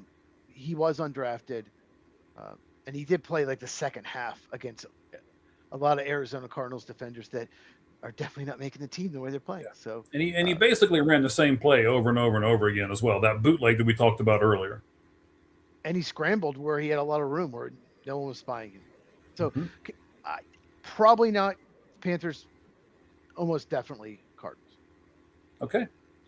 Well, Cheese, when we wrap all this up, buddy, is there anything else that you want to get to? Something else you want to discuss before we let everybody go? No, it's just it's rare you get it down to the wire. Hall of Fame game. It's fun. I'm glad. I'm just so glad it was like that. And we see preseason games where it's like 27-6 and boring, and so yeah, I just enjoyed it. Yeah, I had a bunch of stuff ready, and then we didn't get to half of it because it was a really good game. So, like I said, that was my first takeaway. It was very entertaining. I hope all the other games that we do as we go through the season will be as entertaining as this one was. Absolutely. We'll do way more watch-alongs. We'll do some we're going to probably do the day before Thanksgiving, Wednesday night game. We're going to do some international games. We're going to do some baseball postseason games as well. So, yeah, make sure you subscribe, hit the bell, all of that if you are new. And so, yeah, check us out. We'll do a lot of watch-alongs, but our regular is Tuesday nights, 9 Eastern, 6 Pacific. All right, fantastic. Thank you for plugging the show, the Lights Out Sports Podcast, as Cheese said, every Tuesday night. And then you've got Cheese's channel over there where he does a ton of stuff. What are you doing on your channel right now, buddy? I'm doing 32 teams in 32 days. I'm going over everything could go right, all the optimism, how the team could win a lot of games, being very positive. I've been accused by quite a few people of being grumpy and negative. Yes, you have. Because I'm just honest. I like to be honest, but I'm trying to be, optimistic. So I'm doing every team. I just finished I did the AFC North first, did the NFC North, finished with the Packers today. Okay. And so I'm starting on the AFC East tomorrow. So Miami Dolphins is tomorrow. So believe it or not, I came up with some positivity for the Miami Dolphins. So make sure you check it out. Wow. You had to do some big time research for that. That's whew. That required the most research so far of all the videos. Yes. I'm sure it did. All right. So then you're doing one video a day. Is it Monday through Friday? Is it Saturday too? What we got? Yep. Whenever I have a chance, like I've recorded 2 today. I did the Packers and the Dolphins videos today. So yeah, weekends I'll probably do 3 each day. But yeah, I'm trying to record ahead of time. But it's 32 teams in 32 days. It takes me from the end of July to end of August. All right. Sounds good. We appreciate you being on the Lights Out Sports Podcast, just like you are every Tuesday. We'll have some guests and stuff on here as well as we get to doing other things. So fantastic, man. I appreciate you coming on. This is our 3rd podcast this week. I'm a little tired, man. I think my tongue might be a little tired, but yeah. We'll do I'm not gonna go there. Just make sure you check out the DM I sent you, the NFL memes about. Okay, I will. It's hilarious. I will do that as soon as we're off the air, sir. And the X account is you can check it out too. Is it at NFL Memes? Yeah, at NFL Memes. It said the Cardinals taking that extension back from Jacoby Brissett after getting a glimpse of Carson back. It's so funny. Okay, can't wait to watch it. That'll be fantastic. I'll put it up on our site. At All Gloves Off SM is our X account. All Gloves Off Sports Media, all spelled out, is our YouTube account. And by the way, at All Gloves Off is our new TikTok account. So go over and see that. We're posting some stuff up there. Trying to do as much as I can on as many social medias as possible so we get out there and we put our product pretty much everywhere. And I do want to give a shout out to Anubis Sports. They've picked up a couple of our things from our website. They are the official sports website of the Lights Out Sports podcast.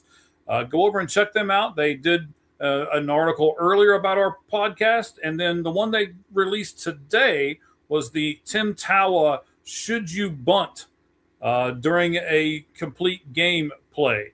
I couldn't agree with Williams' take more, but you guys look at it, read the article, watch the podcast. He even tells you in the article exactly what hour and minute to go to watch it, and then tell us what you guys think. Should he or shouldn't he? All right, Chiefs. Appreciate you. Appreciate all of our viewers. And of course, as we close everything out, what we always say at the end of these podcasts, the only thing that's fair in life is a baseball hit between the third and first base lines. We appreciate you. Thank you all very much. Have a great rest of your evening.